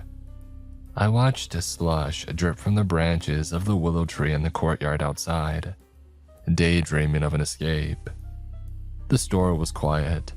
The only customers were 2 or 3 who I had come to identify as regulars. Esme, the cheerful blonde child who had threatened to kill with a knife on my first day. A young woman in thick glasses and a black turtleneck sweater who never spoke. And a guy that I had come to identify as Mothball Man. With his blue, pinstriped suit and slicked back hair, he reminded me of a local news anchor, but he had this smell to him. It reminded me of dissection day in science class, or the stuff that was used to keep bugs away from clothes. I wondered if he worked in a chemical plant or something. One cloudy evening around the end of February, Mothball Man hesitated by my counter after making his purchase. "It's almost time, he hissed. And Jenny was wise enough to prepare. I hope you will be too." Mothball Man's voice was wispy and desiccated. It didn't match his burly frame at all, but that wasn't what chilled my blood. It was the fact that he had mentioned my mother's name. She had been the bookkeeper at Weeping Tree before me, but apart from a few notes that I found behind the employees-only door, I had nothing left from her. No clue of how she had survived for so long in this place. Mothball Man slid a business card across the counter to me. "Lars Hierhoven," it read. "Pesticide specialist." "Oh, they're coming soon." Lars's wheezy voice grew even softer. His eyes darted along the bookshelves. "Can't you feel it?" I glanced up to ask what he meant, but the bell above the door was already ringing as Lars walked out into the deepening night. I scratched my head. I had learned not to focus too much on what the customer said.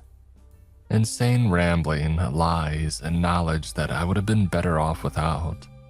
I was used to all of it, but this was the first time that a customer tried to sell me something. "They're coming. Can't you feel it?" And what the hell had he been talking about? As I began to close up, I heard laughter from the self-help section. I sighed, and they would probably go on for hours, but by now I knew better than to peek around the corner to see what was so funny. The following morning, I had another unusual experience, one that I might have brushed off if it hadn't been for Mothball Man's warning. While shelving some photo collections from a war that didn't seem to have happened yet, I had to rearrange some older albums on the shelves. As I did so, I saw something squirming between the pages. Against my better judgment, I flipped through the book, trying to find it again. It looked like some sort of hairy black and yellow worm, but when I leaned in close, it coiled up like a striking snake. I realized that the things that I had taken for hairs could just as easily have been spines, and that what had looked like a hollow, pit-like mouth was actually lined with thousands of tiny teeth. Whatever the thing was, it had been gnawing tunnels through all those gritty black and white photos.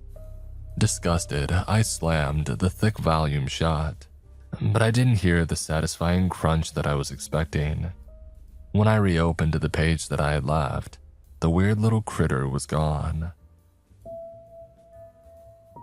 That night, I dreamed about Lars Heerhoven, the guy that I had come to know as Mothball Man.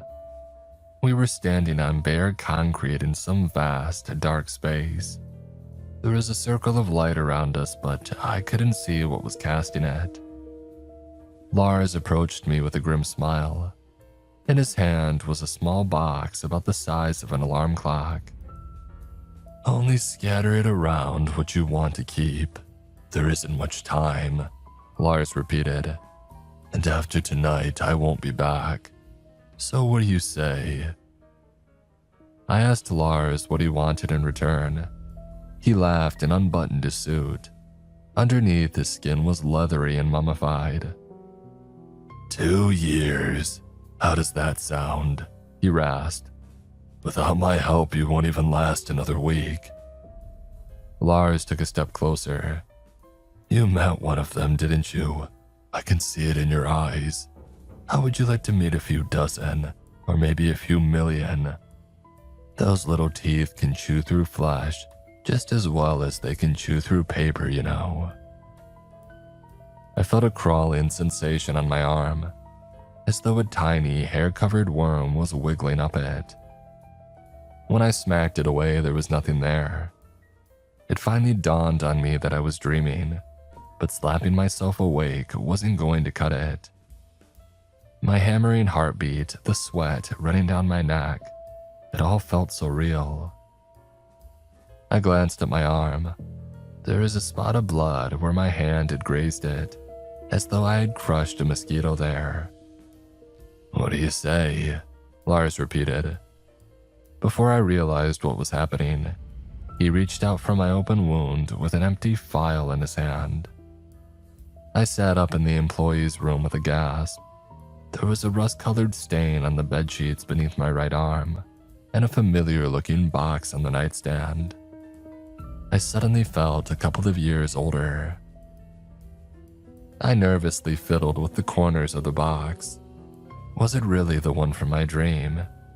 It had the same dull grayish-beige color, and despite the importance that Lars had given to it, it hardly seemed to weigh anything at all. I thought about Pandora as I lifted the flimsy cardboard lid. Inside was a yellowish powder. I brushed my fingers against it and they burned. I sprang back with a yelp, but the painful sensation didn't stop until I had wiped away every grain of the stuff. I realized uncomfortably that it smelled an awful lot like Mothball Man himself. What was it that Lars had said? Only scatter it around what I wanted to keep. I made a note to ask John Way to pick up some rubber gloves, but to my surprise, he wasn't the one who had brought over my evening meal. As overjoyed as I was to see Amy, all I could think of to say was an awkward, "Oh, what are you doing here?" "Oh, I have a 3-day weekend, so I figured," she trailed off. "Didn't you get my letter?" Since phones and all other electronic devices functioned strangely or not at all within the walls of Weeping Tree Books, we had decided to communicate the old-fashioned way. But apparently even that wasn't working. I struggled to make conversation while I wondered what had happened to my mail. It was just another riddle, I thought bitterly, one whose answer I figured I was better off not knowing. Amy wanted to stay over. I reflected on the wriggling thing that I had seen between the pages, the bloodstains on my sheets, and the strange box of powder on my bedside table. I told her that it wasn't a good night. Amy looked from me to her overnight bag and bit her lip disappointedly. Before I knew what I was doing, I slid over the counter and I threw my arms around her. A few hours later, we sat together in the employee's room inspecting Lars's box. Amy had decided that gloves weren't enough. She had also brought over goggles, a plastic apron, and a spoon to handle the stuff. She scattered a bit of it in a careful line in front of the door. We waited for something to happen, but nothing did. "So, this Lars guy gave you this stuff, but he didn't tell you how much of it to use, how long it lasts, and what it does?" Amy asked incredulously. Pretty much," I nodded. Amy shook her head and warned me to be careful. She didn't have to tell me twice. I had hoped that the more time I spent as the bookkeeper of Weeping Tree Books, the more comfortable I would become with its peculiarities. But there was no way to predict what might rise out of its depths next. As Amy and I said our goodbyes the next morning, I tried to not think about what could be worming through the shelves behind me. Around noon, a delivery arrived. Like my mother Jennifer before me, I always offered tea and snacks to the drivers if they wanted to stop and share it. Until I met Amy, they were my only source of news from the outside world, and chatting with a regular person for a few minutes did wonders for my mental health. And just as importantly, it sometimes gave me important insights into the contents of all those anonymous boxes. Today's driver was Jacob, a young red-headed guy who had been friends with my mother. This is a weird one," Jacob told me, gesturing to the words scrawled in marker on the 3 boxes that he had carried in. "Store in back and keep away from fire." There were singe marks on the corners of the cardboard. I leaned in for a closer look and tasted ash on the tip of my finger. My eyes watered as though the room had begun to fill with smoke. And was it just me, or did the air suddenly feel a little bit hotter too? I used a wooden ruler to lift one of the box flaps just a bit, but the volumes inside were burnt to a crisp. Why the hell would anybody want a burnt book? I wondered. "You see what I mean?" Jacob asked. I did, but I was focused on something else. A hairy black and yellow worm that had dropped down from the ceiling onto Jacob's shoulder. It was wriggling towards his neck. I leapt toward him with a shout and I smacked it away with the ruler. "Hey!" Jacob coughed, choking on the last of his tea. "What's your problem?" "Look at that!" I yelled, pointing at the creature that even now was squirming back toward the bookshelves. Jacob gave me an odd look. "Dude, there's nothing there." The delivery driver took a few nervous steps backward, as though I were about to attack him. "You know," Jacob muttered, "Jenny used to say that everybody who worked here eventually died or went crazy. She asked me to let her know if I ever noticed her slipping, and I figured that I should do the same for you. I'm warning you now, Ben. It seems like you're losing it." I barely heard him. I dashed to the employee's room, slipped on my gloves, and tossed a handful of Lars's powder onto the squirming thing. It writhed and curled in on itself and emitted a horrid shriek.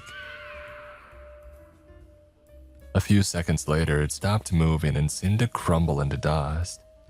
"You can't tell me you didn't hear that." I shouted triumphantly at Jacob, but he was already retreating out the door as though he couldn't wait to be gone. As if to prove to myself that I wasn't insane, I began pulling books from the nearest shelf and flipping through them like, well, a crazy person. At last, I found what I was looking for. A series of pages that had been tunneled through by a pair of fat yellow and black worms. I gave them the same powder treatment as the one that had fallen onto Jacob, then returned to the trolley that the delivery driver had left. "Store and back," the label read. I scratched my head. In all my explorations and escape attempts, I had never once found an end to Weeping Tree books. Where exactly was this delivery meant to go? And what would happen if it didn't arrive there on time? There were books in the store that released dangerous spirits after sunset, others that reacted to the phases of the moon or changed based on the person reading them, and those were just a few of the less dangerous oddities. No matter how much I wrinkled my nose, I just couldn't get the smell of charcoal out of it as I was near those books. Were they going to burst into flames if I didn't get them into place on time? Or did they contain the spirits of those who had died in some terrible fire, eager to spread their pain to the living? Either way, I didn't want to be around them for a second longer than I had to be. I knew from experience that Weeping Tree books reacted to the mental state of the person inside of it, so I did my best to imagine an image of what I was searching for. An aisle that dead-ended into a solid wall, instead of just more labyrinthine passages of bookshelves. It wasn't easy to focus though, not with all the squirming. I couldn't see them, but I had no doubt about what I was hearing. It was more of those black and yellow worms chewing their way through the books nearby. Or was it? Could it really all be in my head? Maybe Jacob had been right. Maybe after all the unnatural experiences that I had had at Weeping Tree Books, I was finally losing my mind. Either way, I was grateful that I had brought Lars's powder with me. It felt like a sort of talisman, and in a place like this, you wanted all the talismans that you could get. And maybe it was the claustrophobically low wooden ceiling and narrow aisles. Maybe it was the dim, cobwebby lights placed just far enough apart to create pools of shadow. Maybe it was the quiet that wasn't really quiet, just a stuffiness that muffled the scuffles, groans, and lonely footsteps that echoed through endless shelves. I glanced down at the red wire that ran along the floor, another talisman. One of the previous bookkeepers had installed it, and it showed the only true way back to the store entrance once the shelves began to change. If I wanted to continue straight forward, however, I was going to have to leave it behind. I knelt down, looped some wire of my own around it, and I kept walking. Time moves strangely in the depths of Weeping Tree books. Minutes could seem to last for hours, or hours could pass by in minutes sometimes. I was afraid that I would return to the front desk and find that a decade had gone by during my absence. The unraveling of the wire at my side was the only way to be sure that time was passing at all. I slowly became aware of another sound, one with a slightly deeper pitch than the movements of the worms that I was sure I could still hear in the background. A sort of crunching. It was coming from somewhere up ahead, somewhere beyond where the lights seemed to simply end. I sighed and slipped on my headlamp. The roll of wire whirred. I was getting close to its end, and there was no guessing how far the dark aisle stretched on. I would reach the back wall before my lifeline ran out, I told myself, and I tried to believe it. That crunching noise was more intense up close. It reminded me of a Bible verse that I had heard somewhere. Something about darkness and gnashing of teeth. But if that was the case, I wondered, then why did it sound as loud as a trash compactor? I was beginning to notice a smell too. A noxious blend of wood pulp, hot plastic, and spilled ink. I looked back over my shoulder. That last light seemed horribly far away. At last, I caught sight of a wall at the end of the aisle. It was just another ordinary floor-to-ceiling bookshelf, but it seemed to waver, as though I were seeing it through a heat mirage. It wasn't impossible, I figured. The air had been getting hotter and more humid with every step that I took. Wondering whether I was somehow above the bookstore's antiquated heating system, I pushed my trolley further forward. "Keep away from fire," the warning label said. Did that apply to heat as well? Soon the floor was soggy beneath my feet. Most of the titles nearby were invisible beneath a thick layer of black sludge that I assumed to be mold. I still had no idea what was causing the weird ripple effect on the wall before me. Just a few more steps, I told myself. After that, I could dump these boxes and never set foot in this nasty place again. The wheels of the trolley rolled a little faster. My feet inclined as though the floor had suddenly tilted forward. And then the wall up ahead opened wide. Wall was the wrong word for it. I could see that clearly now. Mouth would have been far more accurate. Its teeth were hardback and leather-bound. Its jaws the bent white metal of the shelves. It could have swallowed a semi-truck whole, to say nothing of me and my pathetic little cart of books. And my headlamp had stood no chance of penetrating its darkness. My heels began to slip. Lars's powder tumbled from the top of the trolley as it careened forward. I caught it, but not before half of its contents had spilled it uselessly onto the floor. The cart and its charred contents tumbled, clattering toward the wide-open maw below. I fell and felt my fingernails scrape uselessly on the mucky carpet. I flung myself onto the nearest shelf and clung to it as more books plummeted downward. The delivery I had been given crashed into those hardback teeth with a resounding clang, and then it disappeared. Inky saliva splattered high enough to reach my face. The crunching sound intensified and then it stopped. A burp that reeked of wet paper blew past me. The incline of the floor slowly returned to normal. I lowered myself gingerly onto my feet, listening. The wall at the end of the aisle now appeared to be an ordinary bookshelf, but I wasn't going to risk getting any closer to check. Had the bookstore eaten my delivery? Was this what was supposed to happen all along? With Lars's box of powder in one hand and my guideline wire in the other, I turned back toward the front desk. After so much time in the dark, the dim bulbs felt bright. The relief that I felt upon returning to the light didn't last. In my absence, I realized that squirming sound had grown louder. It seemed to be coming from all directions.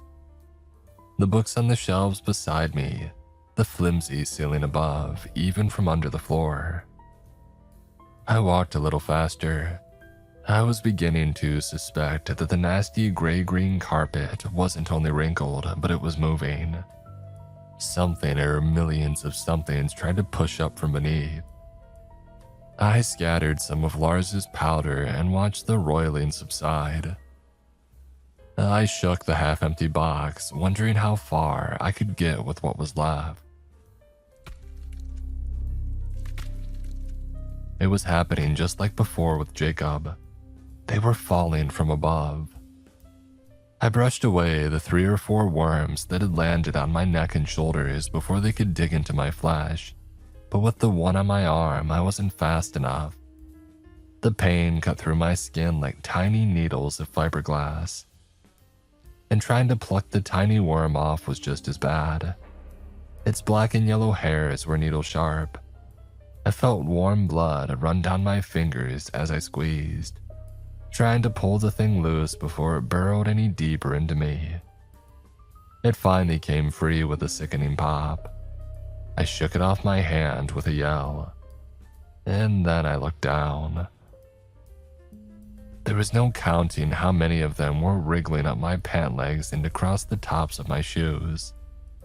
Suddenly careless of how much of Lars's powder I had left or how potent it was, I dusted myself with the stuff from the waist down. I tossed clouds of it through the air as I ran. My eyes stung and the tips of my fingers burned numbly, but I didn't care. The shelves on either side were so covered in worms that the books themselves seemed to be moving. I tore off my jacket and held it over my head as more worms fell down like rain. At last, I could see daylight up ahead. But would it matter? The bell above the door rang. My gut seemed to drop. It was Amy walking toward me with a smile, a wave, and a bag of food for us to share. Just like Jacob before her, she couldn't see the black and yellow tide swarming around her. A single worm had burrowed almost an inch into my forearm in only a few seconds, if several of them attacked her at once. "Amy, get to my office, now!" I screamed. I was aware that I sounded like a ridiculous manager in a bad comedy, but I had to get her moving. There were fewer books on the counter near the employee's room, which meant the worms might not have gone there in search of food yet. Amy was confused, but by now she understood enough about the bookstore's strangeness to know that I was not messing around. She dropped the bag and dashed for the cheap wooden door that read, "Staff." I was right behind her. We closed the door and stuffed whatever into the gaps above and beneath. While we worked, I gave Amy a quick, breathless rundown of the situation. Weeping Tree Books was going to be completely overrun, but I didn't care about any of that. All that mattered was our survival. "Only scatter it around what you want to keep," Lars had said, but only now did I understand what he had meant. The powder wasn't for protecting the books, it was for protecting us. And yet now, after my frantic sprint to safety, the little box was almost empty. Worms wiggled through the slats in the vent and the gaps between the hinges that had been too small for us to plug. It was over. They were here. Amy pulled a blanket off the bed and held it over her head like a mosquito net. I saw immediately what she was planning. I scattered a thin layer of the powder on top of it, hoping that it wouldn't eat through the cloth. The rest I spread across the floor beneath our feet. For a long while, the only sound was the sizzling of the powder, and for me at least, the endless gnawing of the tiny creatures that were devouring the bookshop. Amy's face grew pale. She might not have been able to see the worms, but she could see the shadow that they cast as they blotted out the light above. Lars's powder had killed the first wave, but even as they died, more wriggled on top of them. We swapped positions when our arms got tired and put all of our strength into the hope that our makeshift fortress would hold. And somehow hold it did. Whatever was in that powder, it was some strong stuff. And no matter how many of the things piled on top of another in depth, it kept its potency. I wondered what anybody standing outside of Weeping Tree Books would see if they looked inside. An ordinary bookshop drowned in shadow, its windows completely blacked out. Would they consider stepping inside? I hope not. The dusty bell above the door never rang. Night fell and slowly the maddening squirming sound began to fade. I thought about all the insect species that lay dormant for years, only to breed and die in the span of a few days or hours, even after the noise had stopped completely. It was a long while before Amy and I dared to peer outside of our refuge.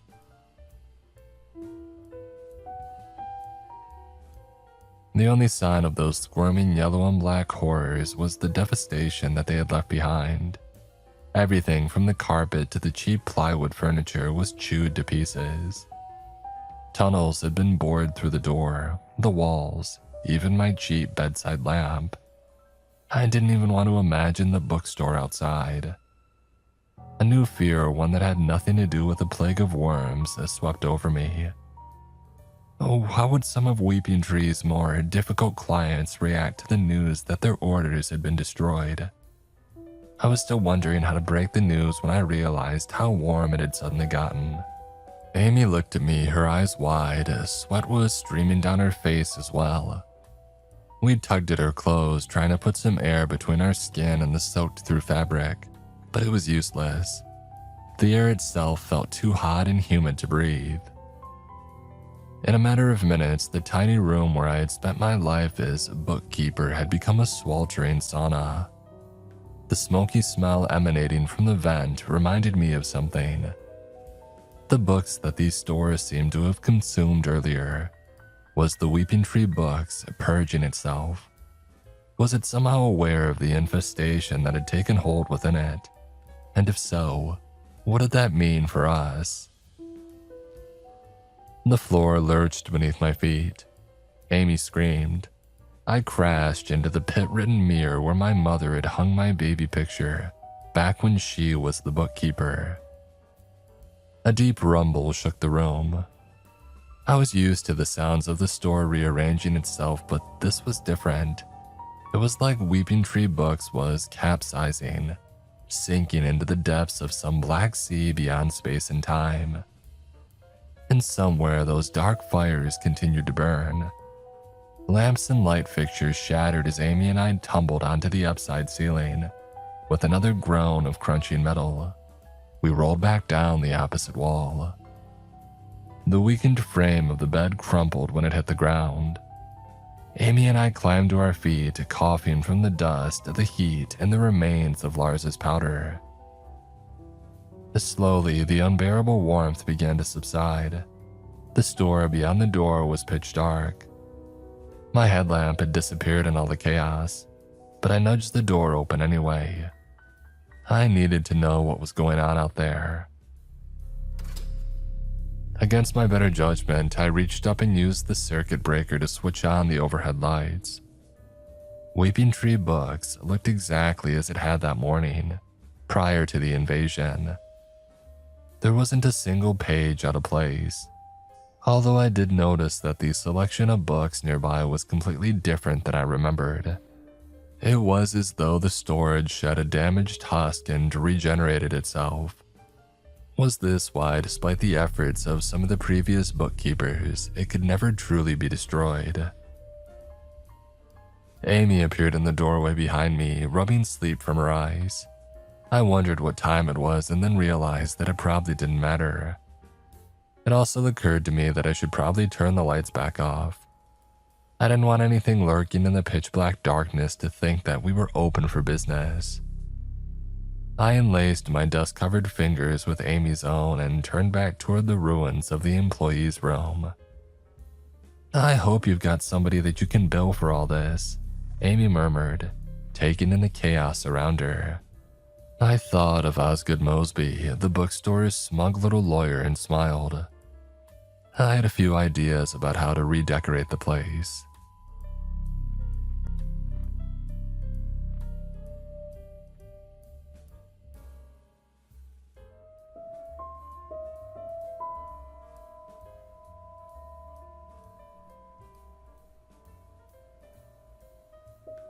My mornings in Weeping Tree Books always begin the same way. I roll out of my queen-sized feather bed in the employee's room, start the coffee maker, and fry some bacon and eggs on the electric griddle. I sit down in the wing-backed armchair in the corner, open up a book, and have breakfast while I wait for the screams to subside. And they usually do around sunrise. I used to eat my meals at the front desk, but after a while I realized that watching the world go by through the display window only caused me pain. I would never be able to stand in that plaza beneath the willow tree. I would never be able to look up at the sky and feel the warm sun on my face. I would never be able to leave Weeping Tree Books. After the fire, the law firm that manages the bookstore's finances refurnished the employee's room. It was a lot more comfortable after the remodel, but there was no escaping the truth. Weeping Tree Books was my prison, and one day it would be my tomb.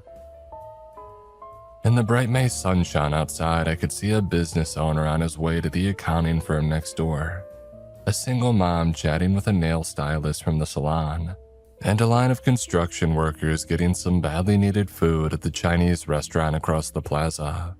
These people had their problems, no doubt, but they were rational ones, not like the problems of Elizabeth, who had been screaming outside my door. Last Tuesday, a girl came into Weeping Tree Books and stopped uncertainly in front of my desk. Her auburn hair was a mess. There were dark circles under her eyes, and the cuffs of her oversized jacket had begun to fray. I had a feeling that she had been pulling at their strings obsessively. Elizabeth was the name stitched into the work uniform that she wore underneath. Even before she opened her mouth, I was worried about her. Worried about what might have brought her to my shop. She asked where the self-help section was. I told her that we didn't have one, which was a lie, and that she was unlikely to find any books on the subject here, which was even more untrue. I had hoped that my answer would make her turn around and leave, but instead she just bit her lip and headed into the stacks. I had physically tried to stop customers before.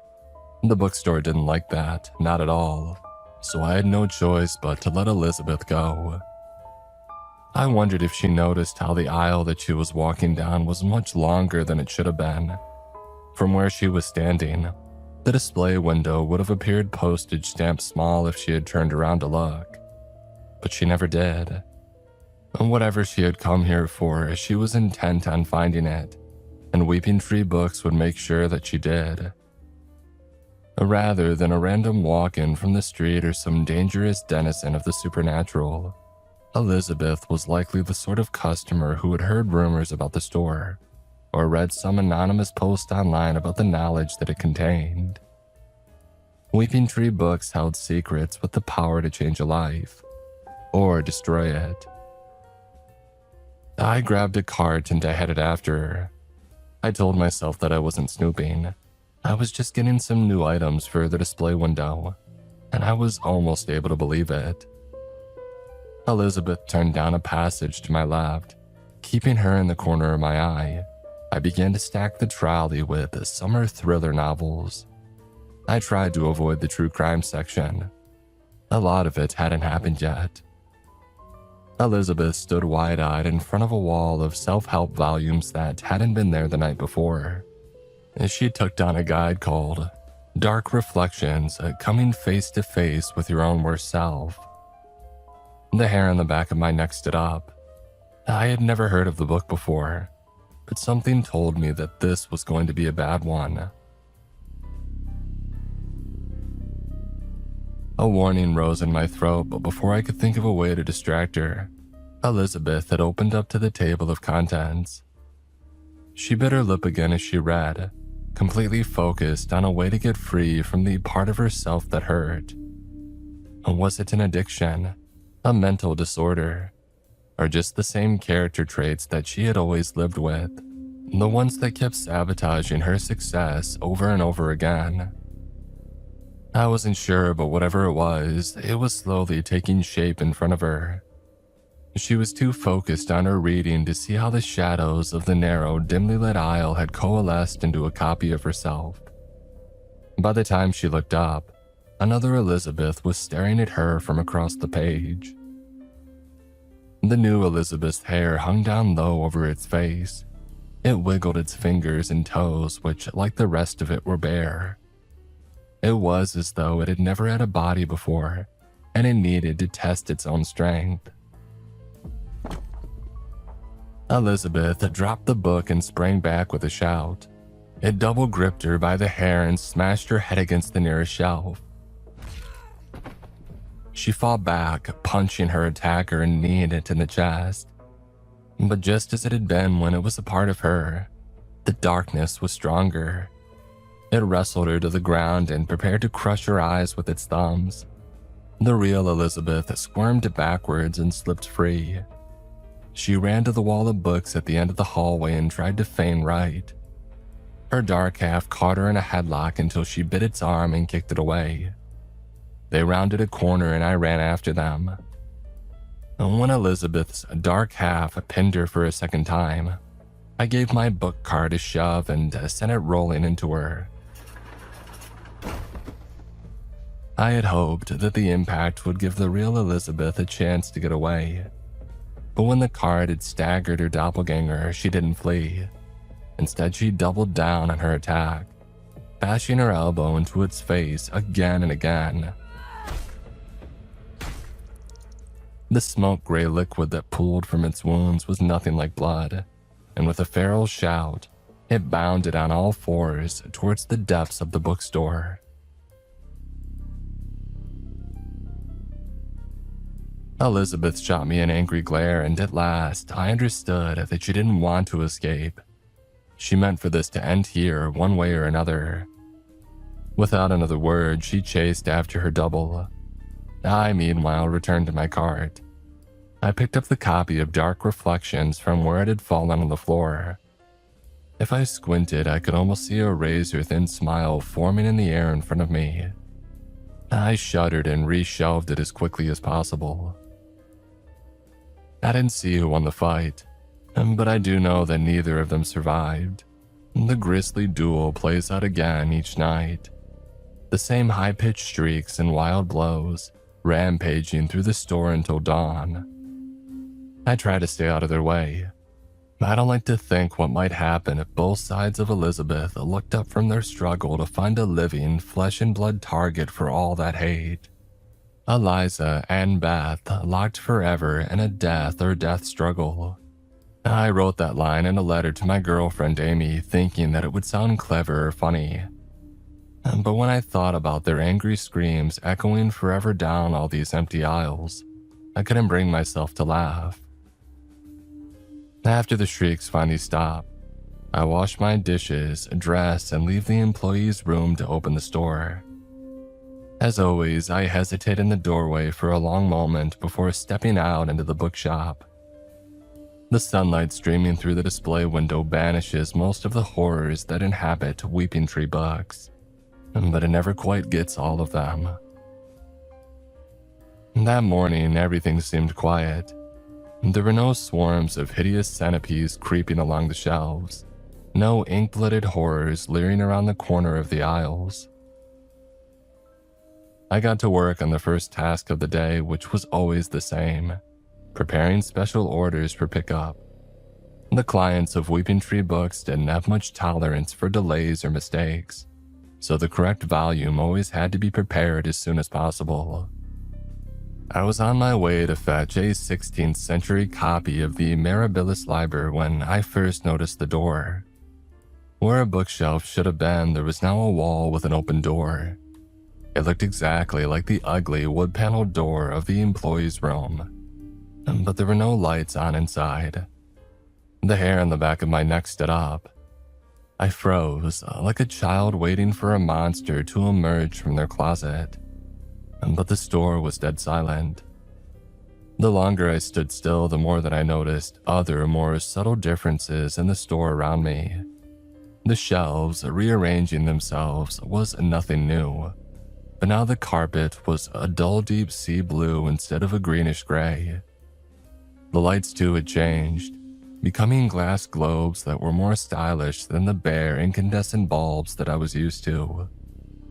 Almost reluctantly, I looked toward the display window. The plaza was gone, and I had never seen the street outside in my life. The people in oddly cut clothes hurried by, and were those zeppelins that I saw in the sky. The only feature I recognized was the willow planted as if by accident among the other shaded trees that lined the boulevard outside. The door behind me creaked, as though moved by an unseen breeze. Someone was coming, I was sure of it. I scrambled behind the end cap of the nearest aisle and I pressed my back against it listening. A girl ran past. I got only a fleeting glimpse of her, but she seemed to be dressed in the same odd outfit as the people outside, and her amber eyes were wide with fear. She was clutching her hand to her chest like it hurt her. She didn't even look my way as she bolted into the lightless room. I waited a few minutes to make sure that the coast was clear and then returned to what I had been doing. Thankfully, the blue guideline cable was still there and I could follow it to the prophecies section and retrieve my client's order. As I walked, the store slowly returned to the layout that I was used to. The bare yellowish bulbs and the ugly gray-green carpet were back, as well as the plaza outside the display window. With the book in hand, I walked back to the front desk, asking myself if I had done the right thing. I told myself that I had. In places like Weeping Tree Books, speaking first or intervening could be dangerous, even deadly. I felt bad for the girl, whoever she was, but I had my own survival to think about, right?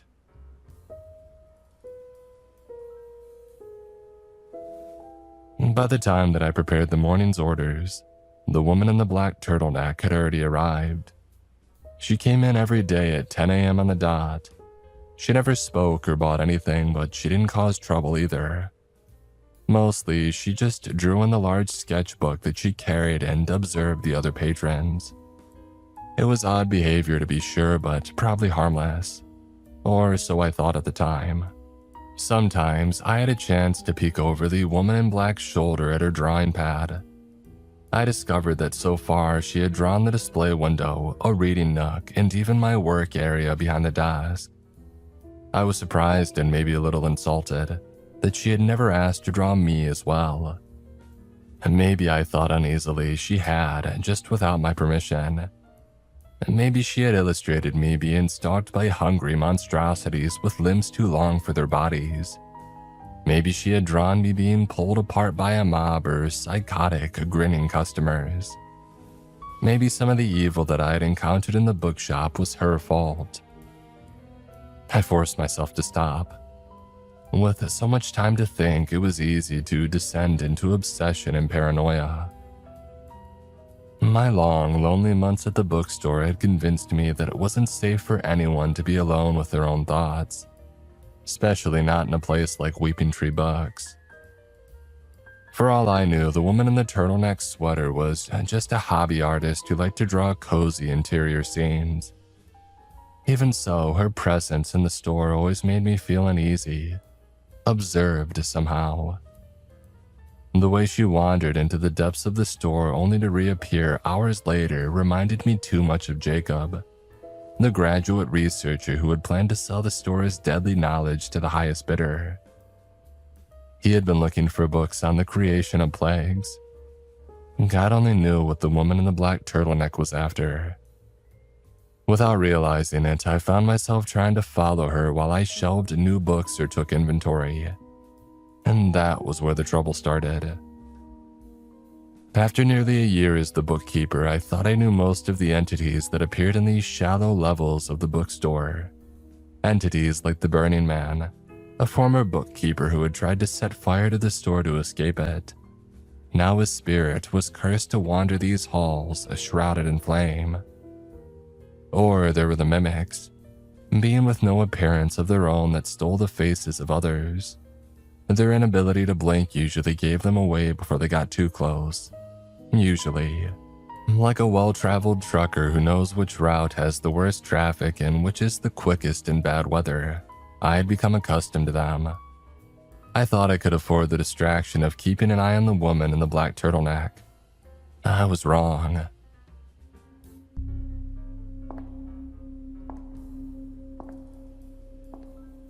The woman's high-heeled boots echoed eerily in the stuffy, low-ceilinged store. When she turned a corner and stopped, I thought it would be the perfect moment to sneak a look at what she was drawing. And when I peered around the shelves, however, she was nowhere to be seen. Instead, the door was back, opening impossibly into the surface of a standalone bookshelf. The carpet, I noticed, was a mottled mix of blue and green. Half of the lights were incandescent, half were the odd globes that I had seen earlier, and one was even a twisted mix of the two. I could hear the sound of weeping from inside the door. I backed slowly around a corner, and when I looked again, the strange room had vanished. Meanwhile, the echo of the woman in black's footsteps had returned. I spotted her in an intersection several aisles down. How had she gotten so far away so quickly?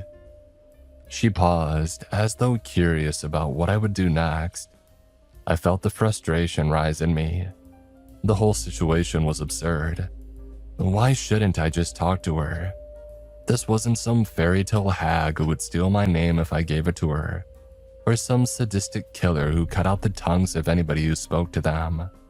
This was just some lady with a sketchbook. "Hey," I waved and smiled. The woman in the black turtleneck glared at me for a full 10 seconds and then kept walking. I don't know why I went after her. Maybe it was just stupid pride. I had spent so much time pondering her presence in the store. I felt like she owed me an explanation. Even more disturbingly, I realized that I had come to think of Weeping Tree Books as my own home turf. And who was she to turn her back on me in my territory? It was like something out of a kid's cartoon. Every time I thought I was getting close, she would appear at the crossing on some other aisle, tantalizingly far away. The longer the chase went on, the harder it was to abandon, even though I knew in the back of my mind that the woman in the black turtleneck was leading me deeper into the bookstore. I made sure to keep the blue guideline cable on the floor in sight, but that was the only exception that I made for my own safety. When the door to that dark room had reappeared, I barely gave it a second glance. I needed to catch the woman in the black turtleneck now. What if she never came back after this? What if I never found out what she had been doing here? I was too caught up in my own spiraling thoughts to realize that I had been led into a dead end. I stared, disbelieving at the 3 solid walls of books around me. There was no path for the woman in black to have taken, and yet she was undeniably gone. I jabbed my fingernails into the cracks between the shelves. They were immovable and airtight. Sighing, I turned back to the central corridor, but it too had disappeared. In its place was a wall with a familiar wide-open door, a door that led to a lightless room and seemed to swing softly in an invisible breeze. I shifted my weight and felt the floor sag beneath my feet, a reminder that this was really happening. I didn't want to take a single step toward that eerily familiar and lightless room, and at the same time I was suddenly sure that someone was inside of it, approaching swiftly but silently, like a child closing his eyes when a monster comes out of the closet. I believed that as long as I didn't look, as long as I stood still and pretended that everything was normal, then I would be safe. Sweat trickled down my spine as I pretended to reorganize the cheesy 1950s sci-fi novels in front of me. Oh, the tension was unbearable. As though pulled by an invisible string, I glanced back toward the open door, and I saw a pair of bloodshot amber eyes staring into mine.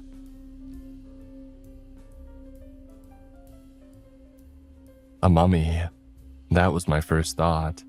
Something out of an old horror movie, embalmed with yellow wrappings. But it wasn't wrapped in linen or gauze. It was covered in pages, thousands of them stuck so tightly to its body that they at first appeared to be its skin. No, not its skin. Her skin. Because what was beneath all of those words and illustration had once undeniably been human. I braced myself for an attack, but instead, the mummified stranger stumbled to her knees and gripped my hand. "Help," she whispered. A page unraveled from her finger and wrapped around mine. Its underside was sticky, rubbery, and oddly warm to the touch. By the time I tried to pull it off, It had already started multiplying, unfolding another sheaf around my palm.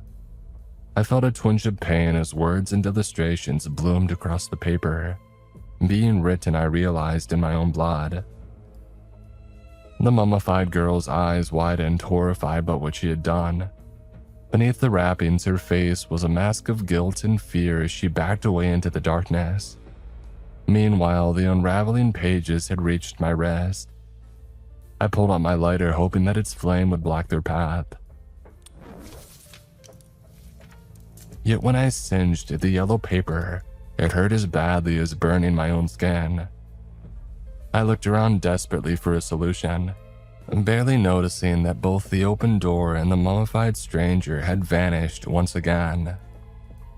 "Hold still," someone said. The woman in the black turtleneck poised a very fancy pen above my arm. Before I could ask what she intended to do, she started drawing fat, black droplets like raindrops encircling my bicep. The expanding pages dropped to the floor when the ink had touched them, blackened like withered leaves. In a matter of seconds, the paper that had been fusing with my flashlight crumpled, stained and harmless on the bookstore floor. "Oh, it's a shame," the woman added. "If those pages had kept expanding, you would have been able to read the story of your life on them. At least until they finished draining you." "Who was that?" I mumbled, rubbing my arm. "What? You think our reality is the only one with a bookstore like this one? The only one with a bookkeeper like you?" The woman in the black turtleneck scoffed. "The border between worlds is thin here, as you all know, and sometimes they overlap." Had that girl been a bookkeeper too? One of the unlucky ones who had succumbed to the store before she realized what she had gotten herself into? If things had gone differently, my fate could have been the same as hers. I was so lost in thought that it took me a moment to realize the woman in the black turtleneck was holding out her hand to me. "Sorry about the game of hide and seek. I only wanted to get you back into the right reality before it was too late. My name is Eliza, by the way, and you, young man, must be the bookkeeper." "You know about this place? What it really is, I mean?" I asked, stunned. "You don't think all of your customers are monsters, do you?" Eliza smirked. "Oh, there's knowledge here, and like any knowledge, it can be used for good, or for evil. Personally, I just like what it does to my illustrations." Eliza held up her sketchbook. The most recent drawing was an odd perspective, looking down from the ceiling. It showed two people standing in a narrow aisle between the bookshelves. It was Eliza and I. She looked up suddenly, and the figure in her drawing did the same. The unsettling sensation that she was watching me from within the page made me recoil a bit. Eliza chuckled. "You've seen one of my pieces before. I made an album once full of illustrations of prison cells. Does that sound familiar?" I knew the book she was referring to. A kidnapper in a pig mask had used it to capture children. "That's your idea of a work of art." I glared at her. "Like I said, power can be used to help or to harm, and I would like to help you if I can." Eliza hesitated. "Let me ask you something. Do you like being the bookkeeper? Would you leave if you could?" "Well, of course I would, but it doesn't matter. I won't be going out that door until after I'm dead." "Exactly," Eliza nodded. "The bookstore uses your body to care for itself while you're alive, but it places no claim on your soul unless you give it a reason to, like poor Elizabeth or Eugene, the Burning Man. If your soul were to leave your physical body, then return to it." She trailed off.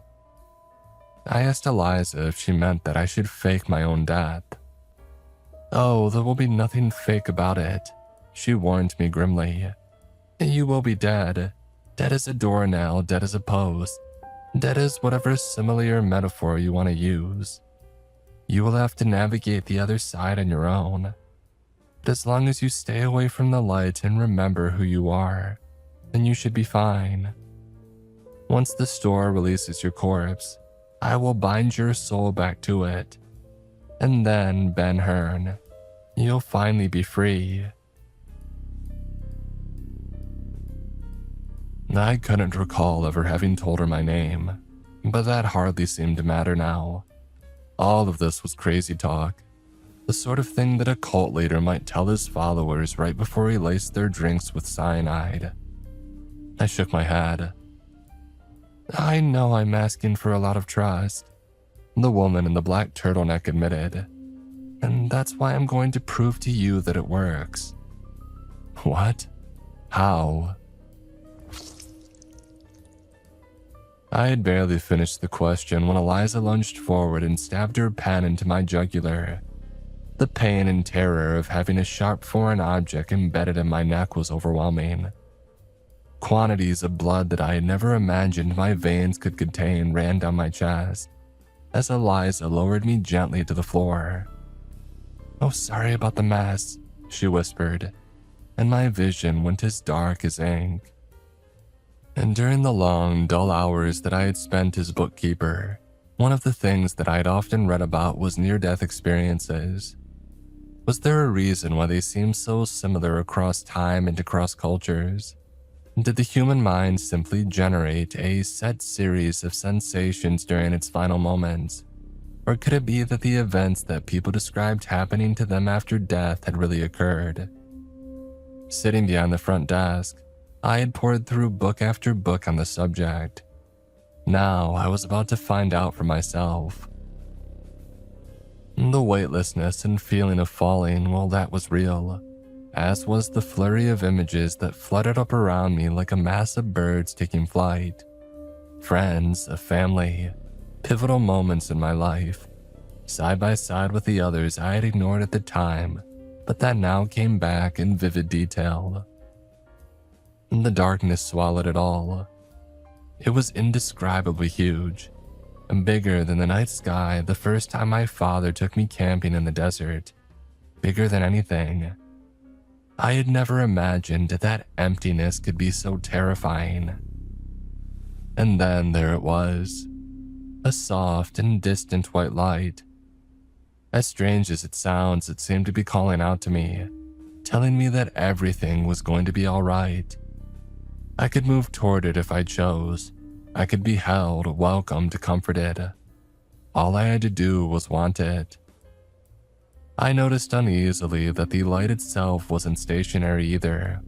It was drifting slowly nearer. But hadn't Eliza told me not to go toward the light? I must have misheard her, because the closer it came, the more at ease I felt, as though my soul was being wrapped up in warm blankets. A song like a lullaby in 1,000 different languages soothed the panic that I had felt when I began plunging through all that emptiness. And then I noticed something on the edges of that gentle white glow. They weren't exactly cobwebs or the crooked limbs of some enormous spider, but they reminded me a little of both. If I squinted, I thought that I could see the tortured expressions of the figures that were bound to them. Although whether they were writhing to break free or urging me onward, I couldn't have said. I tried to slow my drifting, only to find that I couldn't. It was like a tiny boat trapped by an immense tide. There was nothing to hold on to, no way to stop my progress. I didn't even have arms or legs to flail as I was pulled toward the light.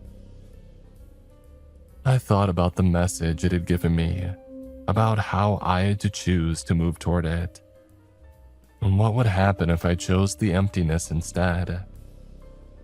Slowly, I felt my speed slowing until I was moving downward and backward instead of forward. The light grew distant but never completely faded or ceased to beckon me toward it. Eliza's advice and pure chance were the only reasons that I had seen the twisted forms lurking the light. The only reason that I had enjoyed them. How many others had succumbed to the temptation? How many others had gone trustingly toward that hopeful glow?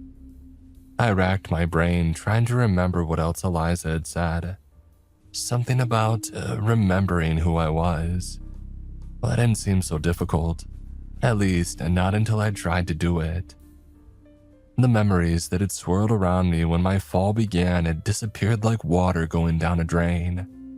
I realized with horror that I couldn't even remember what my father's face looked like.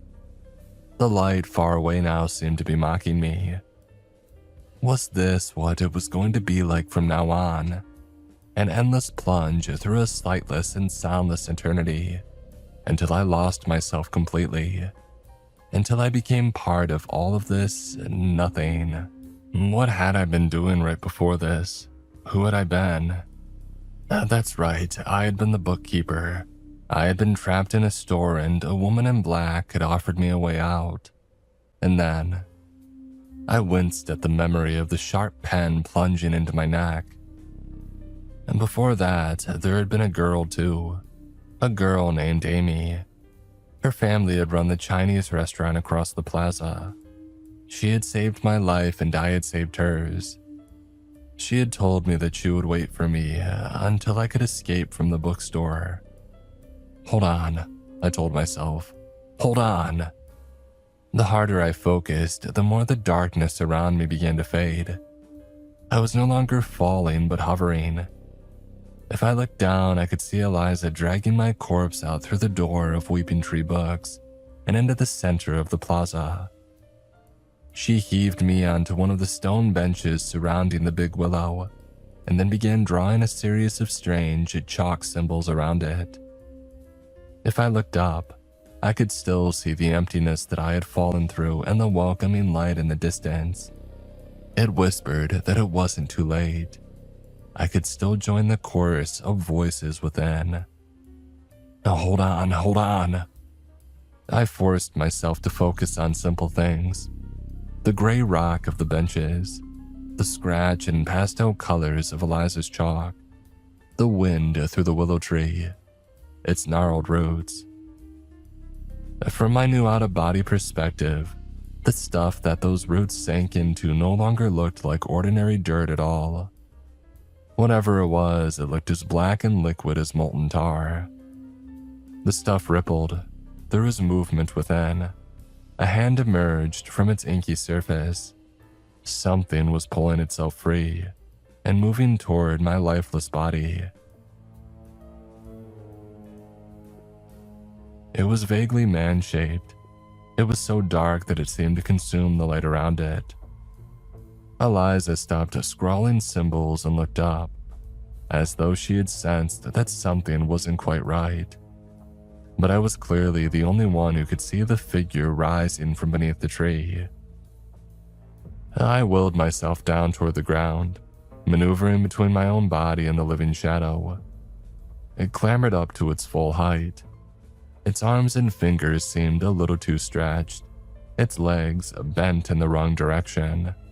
A tendril wisp of something like smoke connected its head to the black liquid at the base of the tree. It narrowed its all too human, honey brown eyes at me. And then it grabbed me. I had thought that being incorporeal would for some reason make it impossible to feel pain. I was wrong about that. When the thing squeezed, it didn't bruise skin or break bones. Instead, it seemed to be smothering my very self. Everything that made me, well, me, flickered like a flame cut from fresh air. It was going to take whatever energy I had left, and then it was going to take possession of my flesh. My body would awaken when Eliza completed her ritual, but I wouldn't be the one inside of it. I couldn't let it end like this. I had suffered too much and sacrificed too much to let it end like this. The thought made me burn bright with anger, and the dark figure clinging onto me loosened its grip, and then it clenched down again with renewed force. I fed that anger and that righteousness, all of the energy that I had. My attacker dropped me, threw its emaciated hands up to the front of its face, and retreated toward the pool of shadow. My glow continued to intensify, out of control until it had swallowed Eliza, the bookshop square, and even the sky in an endless sea of brightness. It was the last thing that I knew before I opened my real physical eyes.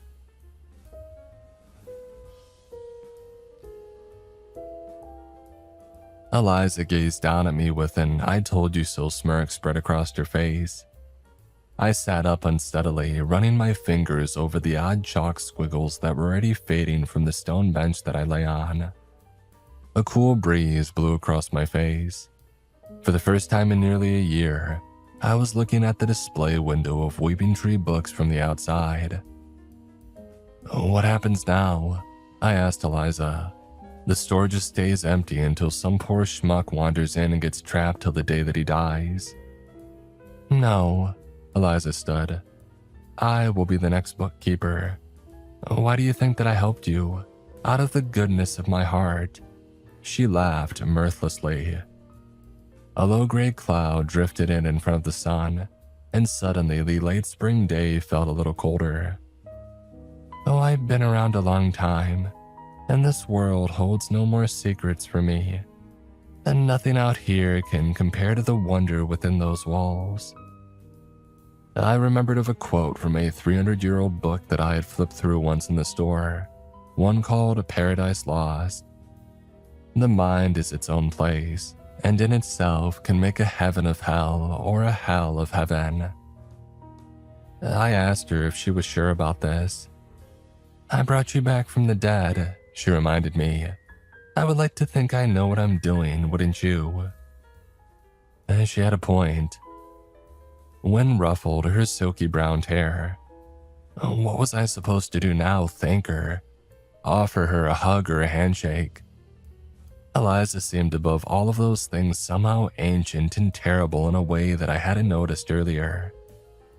Before I could decide how to react, she had snatched up her sketchbook and her small black handbag and began walking toward Weeping Tree Books. She stepped through the door without a single look back. I never saw her again. A light rain began to fall. I turned my face toward it and I shut my eyes. I was free. My first call, of course, was to Amy, and my second was to Osgood Mosby, the bookstore's lawyer. He struggled to keep his cool after hearing my voice on the phone. Nothing like this had ever happened before, he admitted, and he supposed that some amount of compensation was in order. It wasn't much, considering what I had been through, but it was a start. Piece by piece, I began to put together a life. I tried to not think about shadowy figures waiting to slip beneath my skin, or the horror of the light that so many people saw in their final moments. I didn't ever want to return to the plaza of Weeping Tree Books, but considering that Amy's parents' restaurant was located there, I didn't have much choice.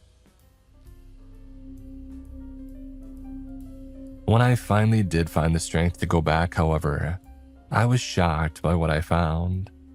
There was a for sale sign in the bookstore's display window, and when I peered inside, I saw only an empty, ordinary storefront.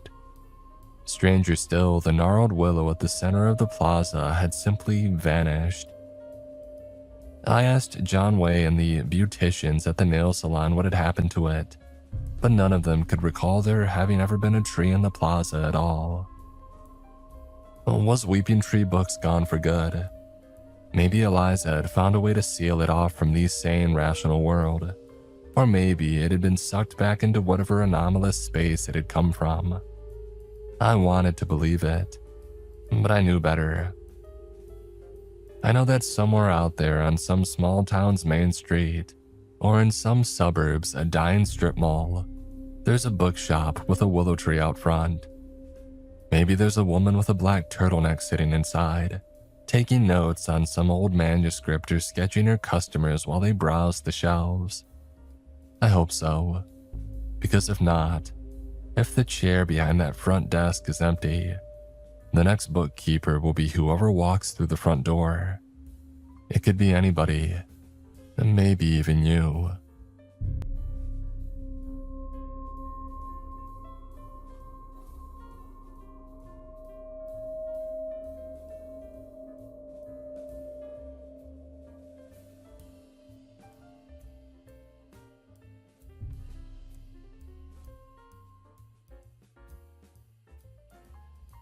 The most sobering moment of my life happened as I hid underneath a moldy and waterlogged desk.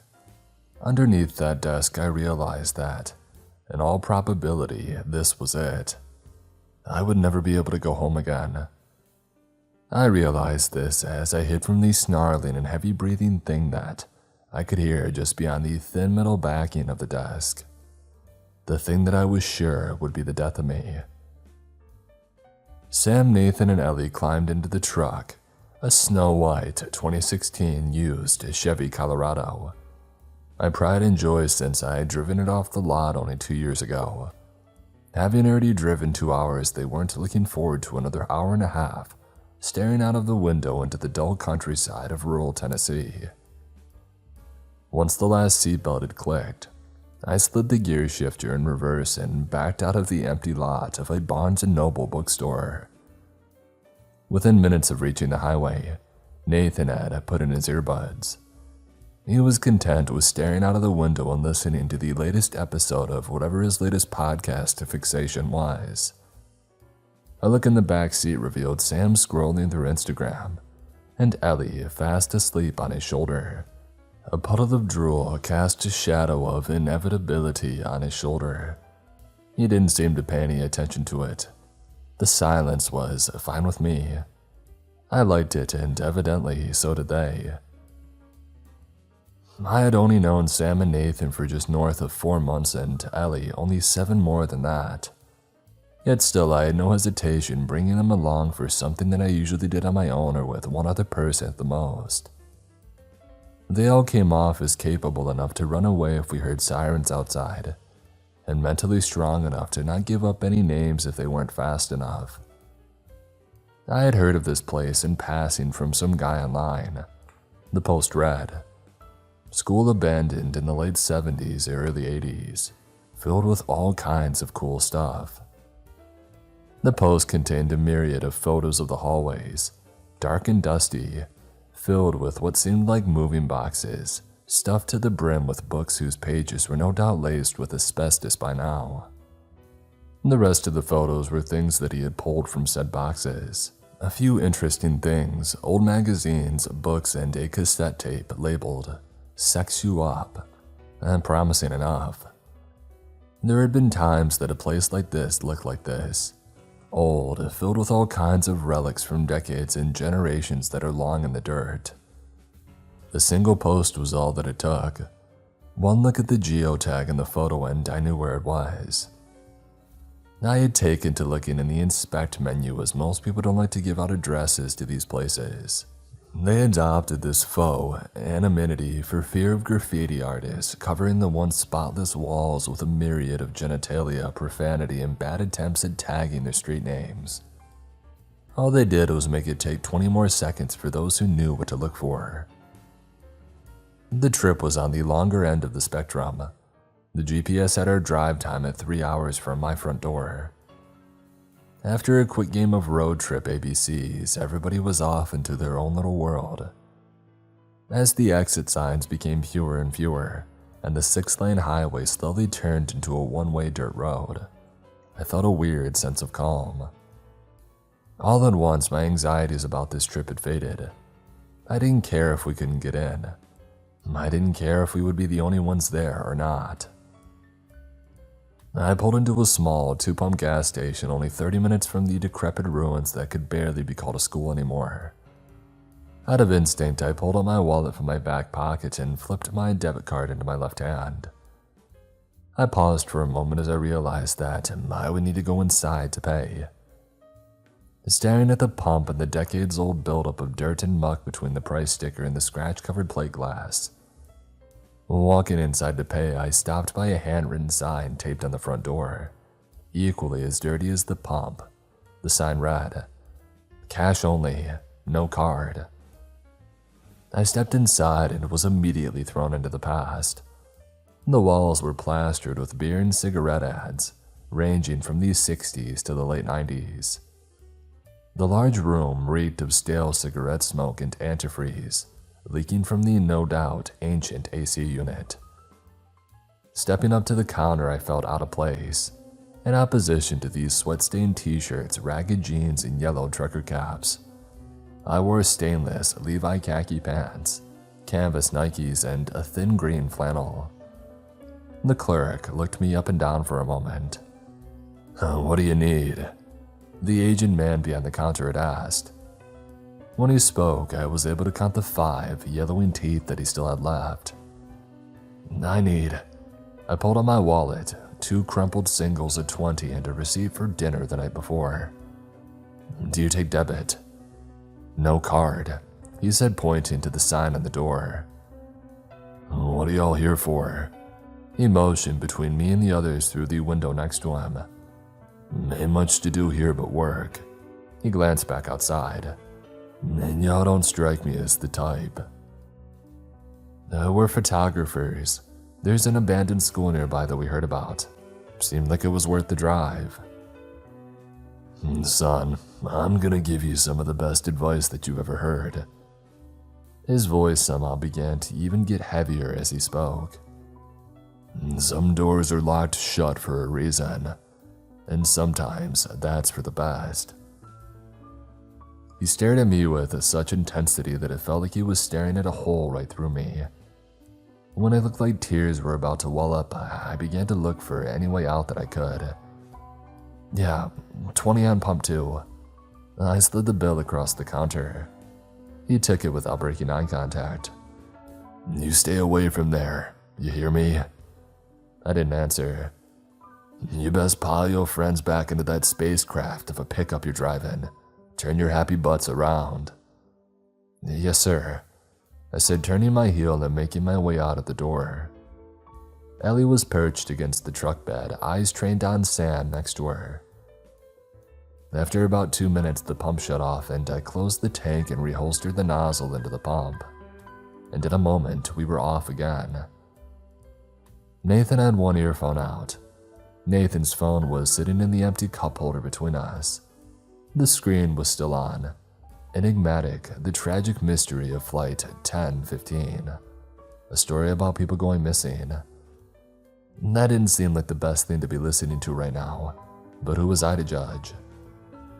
As the road kept going in a straight line, I began to zone out, picturing all the things that we could find inside, the photos that we could take. In what felt like 5 seconds, the GPS dinged at me.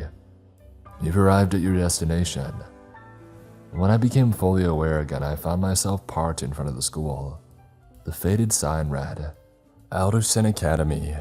The Word of God guides us." The lot was barren pulling in. My tires warbled and crunched over the tall crabgrass and weeds growing between the cracks in the concrete lot that looked like it hadn't been attended to since before I was born. 3 cars sat dormant at one end of the lot. Lined neatly in a row, all of their windows had been either rolled down or smashed. Their insides had been ransacked as if somebody had wanted to get rid of any resemblance to the interior of a mid-90s Ford Taurus. The dashes were smashed, glove compartments were gone entirely, and the steering wheels looked like they had been on the losing end of a fight with a sledgehammer. Each interior emitted the slightest hint of bleach from no particular source, as if the entire inside had been drenched at one point or another.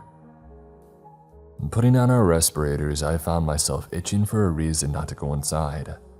A burning sensation began to form at the pit of my stomach. All of a sudden, I was the one with cold feet. I had practically begged the other 3 to come with me. I couldn't just turn around. I found myself making a mental list of all the things that could go wrong. When I ran out of any plausible ones after the first few seconds, I fastened my respirator and made my way to the front door. Sam, Nathan, and Ellie not far behind. "You do this kind of thing a lot," I heard Nathan ask from behind me. When I turned around to answer him, I saw that the question was directed towards Sam. I didn't hear his answer, something about his brother in Peru. My mind was more occupied with what the man at the gas station had said to me before I left. "Some doors are locked for a reason." Those words echoed back and forth as I wrapped my fingers around the master brand padlock that held the front door shut. Next to the door stood a stone cherub. Slightly green with moss, it held a small basket above its head. Around the back, we stumbled on a window that had been left open. Not smashed, open.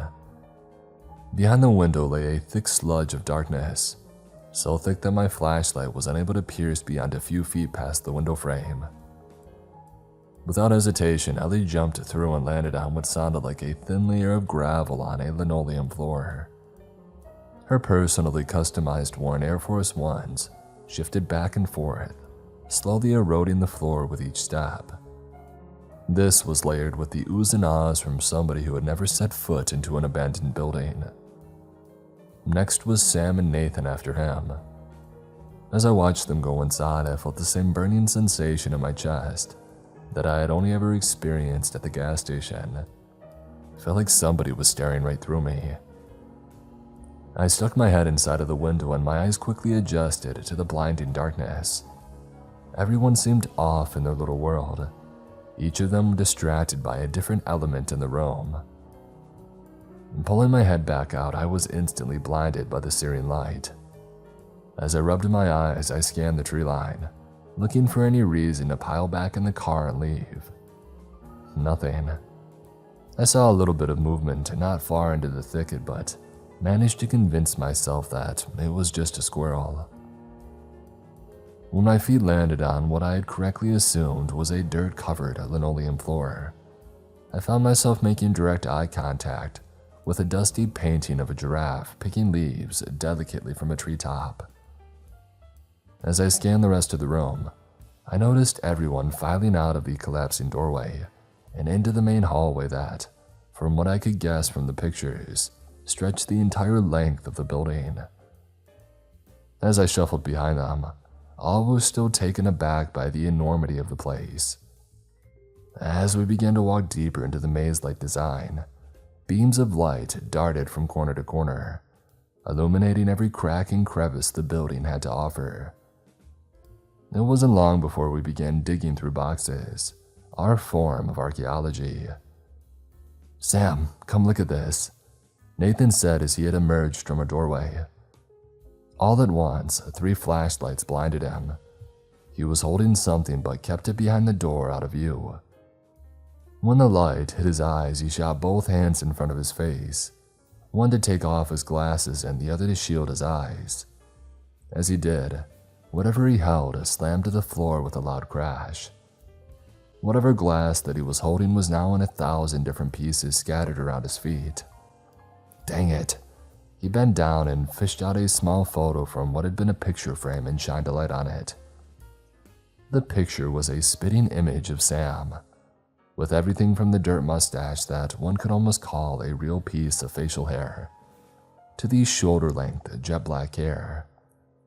Sam laughed and took the photo and held it up to his face. I lifted my camera and took a picture. Sam folded the photo and shoved it into his back pocket. "It's mine now," he laughed. I began to walk around more, snapping photos of almost everything in sight.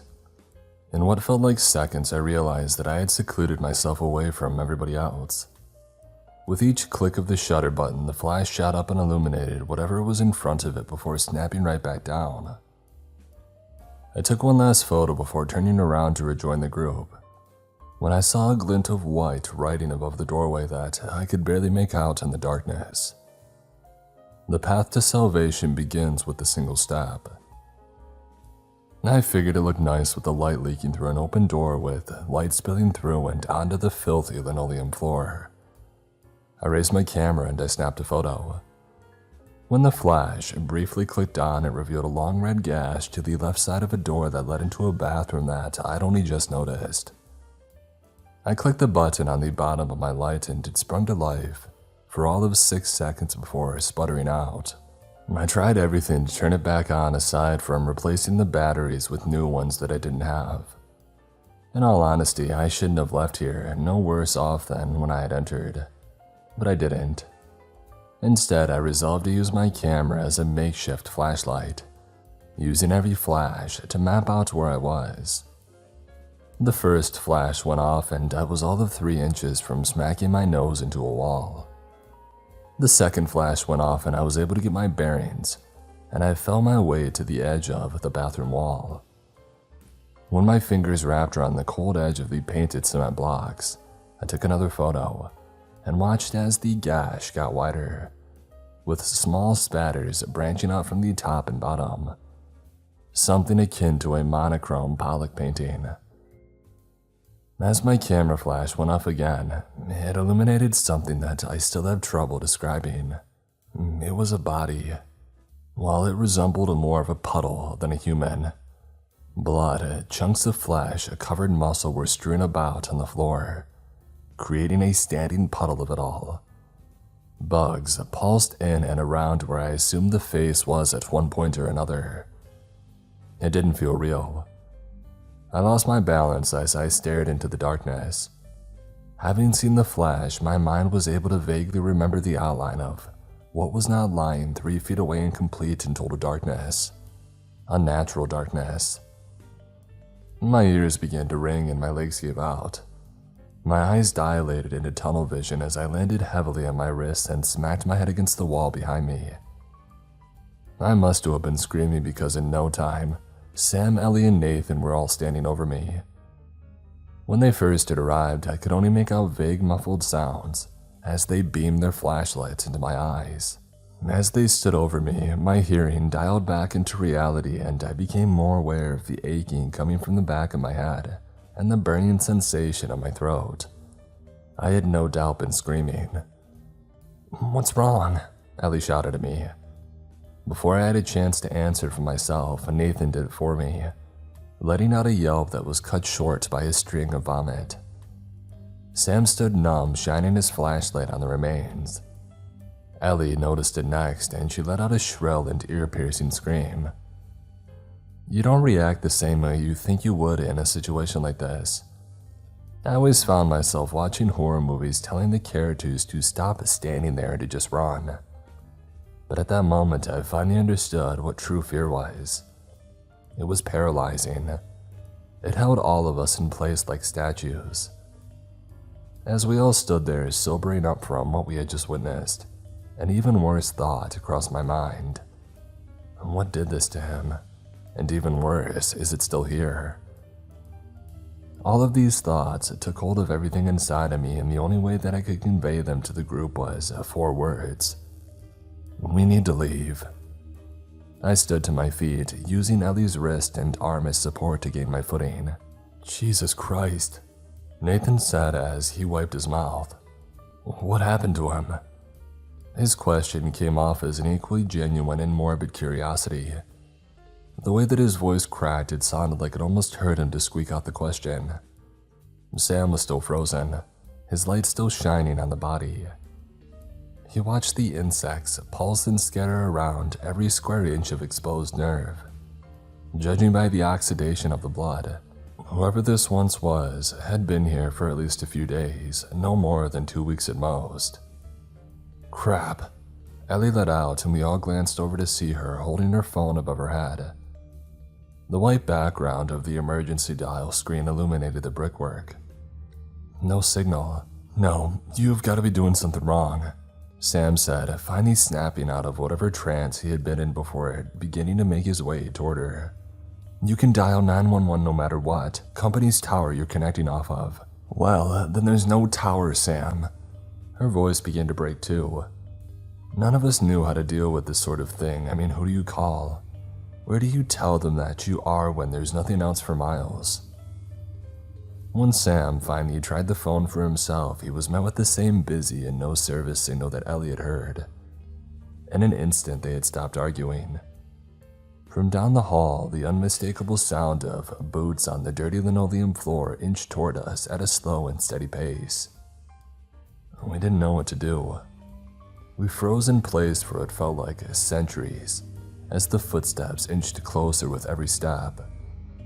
Whoever had been walking must have heard us notice them because they let out a shrill and almost inhuman shriek that echoed through the hallways. It was met with what sounded like a half-dozen more from outside of the building. Just down the hallway behind us was the cracked open door of what I can assume used to be a classroom of some kind. Nathan was the first to spot it, opting to leave us and slink his way over without so much as a tap on the shoulder. I grabbed Sam and Ellie and soon we were right behind him. The classroom was laid out as stereotypically as one could imagine a classroom from the mid-70s. One large wooden and water-damaged desk at the front of the room was assigned specifically for the teacher, followed by 4 columns of 7 all-in-one desks. Along the left side of the room were 3 double-door coat closets. Sam and Ellie took one of those while Nathan and I sought refuge behind the desk at the front of the room. As Ellie and Sam shut the door behind them, they crawled inside the closet, and they let the door drop, with a loud clatter against the body of the wardrobe. I could hear them mentally cussing at the same time that I was. The footsteps got closer. None of us could see, but judging from where they had stopped, I was guessing that the person was standing in the doorway. I held my breath, as did Nathan next to me. I held it so long that all I could hear was my heartbeat growing faster and faster until I was sure that it was about to explode. My hands were glued to the floor, every muscle in my body stiff. I did my best to minimize anything that could make any noise whatsoever. A lump formed in my throat as I continued to hold my breath past the point of safety. I wasn't able to exhale until I heard Ellie's loud piercing scream come from the closet. I peeked my head over the desk. The large, hulking figure that had made its way into the room. Its body was almost humanoid. A deer standing on its hind legs, its arms were impossibly long and sloped off of its emaciated body. The tips of what I can only describe as claw-bearing fingers were dripped with red. Following the trail up and across its face led me to the fresh body of Sam. His face had been smashed against the coat hook in the inside of the closet. The end stuck through his eye socket, while the rest of it clung to a small strand of an optical nerve that hung just below of his chin. Faster than my eyes or brains could comprehend, the thing at its fist closed around Ellie's throat before slowly squeezing closed. The blood had rushed to her face, turning it beet red. Her eyes went bloodshot while refusing to blink at the monstrosity before her, almost trying to deny what was happening, to rationalize. This only lasted roughly a second before the thing made a complete fist, with a loud crack around Ellie's neck. Her screams ceased and her head dropped like a floppy children's toy. The thing relished at the moment, letting out 3 short and shrill screams at the top of its lungs, dripping red and saliva down the tattered and bloody clothes that it wore. By their condition, I assumed that it had stolen them from another person who had probably come to explore. When it grabbed and ripped off Sam's hanging eye and raised it to its lips, I slowly and carefully lowered myself back down to the ground below the desk. Nathan had plugged his ears with his hands and sat in the fetal position. I didn't blame him. Given my history of dealing with traumatic events, I'm still surprised that I wasn't doing the same thing. The sounds it made were awful. A cacophony of slurping, snapping, and ripping sounds drifted from the wardrobe. I went back to being paralyzed by fear. As it continued eating, I realized that this would probably be it. My life would come to a close with no loud bang. I would die as unremarkably as I lived. At this moment, I realized just how much I had taken my life for granted. All I wanted to do was break down and cry at the feet of God, apologize for every transgression that I had ever made against anyone or anything, to beg for my life. I began to quietly cry. A tear rolled down my cheek, and I didn't want this to be the end. As the teardrop hit the floor, the feast had stopped. My heart sank. I heard heavy panting from just beyond the desk, followed by one long and wet shriek. I could hear the concoction of blood and saliva being ejected from the creature's throat as it tried to communicate with whatever or whoever it was outside. Nathan panicked. He tried to run and he almost made it past the abomination, but it shot its lanky arms out and grabbed Nathan by the ankle, dropping the big guy painfully to the floor, knocking the wind out of him almost immediately. He tried to scream, but the lack of air in his lungs wouldn't let him. I did something that I still have trouble trying to justify. I ran. The way that I saw it, Nathan was dead. He was a sacrifice. The moment the thing had wrapped its bloody claws around his ankle, he was already reduced to a headstone that marked a closed casket funeral. I pivoted around the desk, knocking over every desk as I passed it to give myself as much lead room as possible. I heard Nathan's last attempt at a hoarse scream get cut off with a loud crunch. It let out one more high-pitched yell before I heard it begin to chase me. No, run after me. I pivoted around the doorway and ran down the hallway, one foot in front of the other. I dipped and dodged every stack of boxes and bookcase in the hallway while, behind me, I heard it barrel into every single object and keep going unfazed. At one point, after I had made it to the west wing where we had entered, I turned around to see it galloping on all fours after me. It was closer than I had thought, only about 5 feet behind my back foot. I kept running. My legs burned as if my veins pumped battery acid. I turned one last corner and saw the entrance to the room that contained the open window. I powered through and slid on the floor, catching myself by gripping the door frame and sliding my feet in. As I took my first step inside, the thing was going too fast to stop on a dime. I didn't waste the opportunity. I barreled straight through the window without trying to open it. I covered my face and the glass sliced through almost every piece of exposed skin. I crash-landed against the crabgrass lawn and flipped to my back. The deer peered out at me from the blinding darkness. The wax jacket that it was wearing flopped open to reveal exposed rib and muscle. It did not attempt to reach me, simply slinking away to finish its meal. I began to laugh hysterically. I had no rhyme or reason. It was just the only response that I could muster up to keep myself from either passing out or shutting down completely. I laid my head back in reverence only to see a small child standing over me. He wore a small mask made from the skull of what looked like to be a dog. He raised his finger to where I approximated his mouth to be in a shush gesture. I felt something sturdy crack against the side of my head, and I slipped into a peaceful sea of pitch black. When I came to, my head was throbbing and my hair felt wet and heavy. It was dark out by now. I have no idea how long I had been unconscious.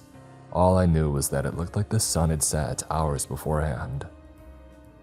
In front of me were 8 figures around a bonfire. All were dressed in robes and wearing animal skull masks that obscured their faces. I tried to move but came to the realization that I couldn't move. 2 large ropes had been tied around my chest and my legs too, and kept my back flat against a tall oak tree. One of the figures approached me, a woman. Her blonde hair protruded the sides of her mask and draped down her shoulders. She pushed her face only 2 inches from the tip of my nose, and I let out the only response that I could think of. "What is this? Who are you people? I'll give you anything, just let me go." The woman removed her mask. Her face had been disfigured at one point or another.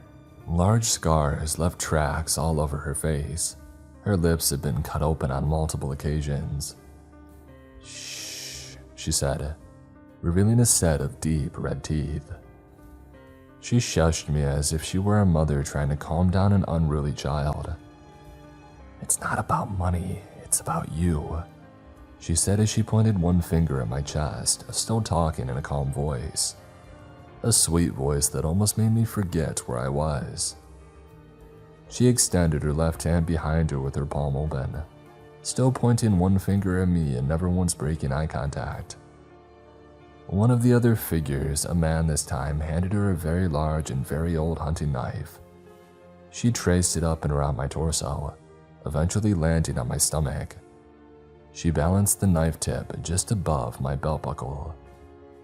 "This is going to sting, but it will all be over soon," she said, still talking in that nurturing voice before pushing the knife into my stomach. I was met with the worst pain that I had ever felt in my life. I screamed and she shushed me again.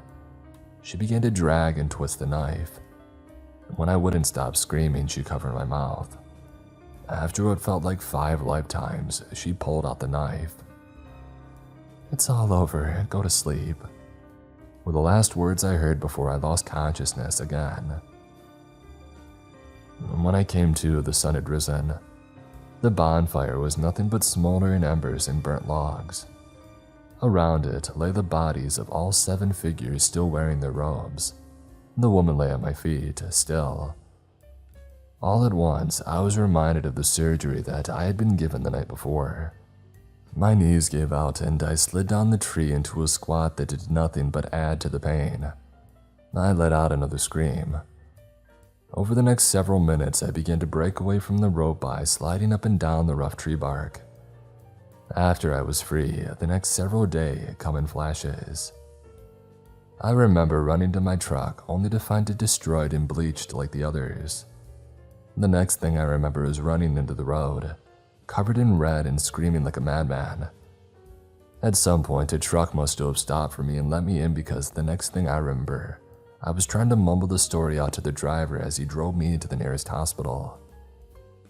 When he helped me limp through the sliding doors, I collapsed from blood loss. According to Dr. Foster, I died for 2 minutes as they tried to fill me with as much blood and essential fluids as I had lost. Over the coming days, I recovered in the hospital, keeping a close eye on who entered my room. Police came by as soon as I was lucid again. Wiltshire County Sheriff's Department, their badges red. They asked me as many questions as they could before disappearing again. After 5 days in the intensive care unit, I was finally transferred to a shared room and was finally able to sleep through an entire night. I don't like it here. Last night, a nurse came and woke me up in the middle of the night. "It's all over, just go to sleep," she said, smiling at me, revealing a set of deep, red teeth before everything went black.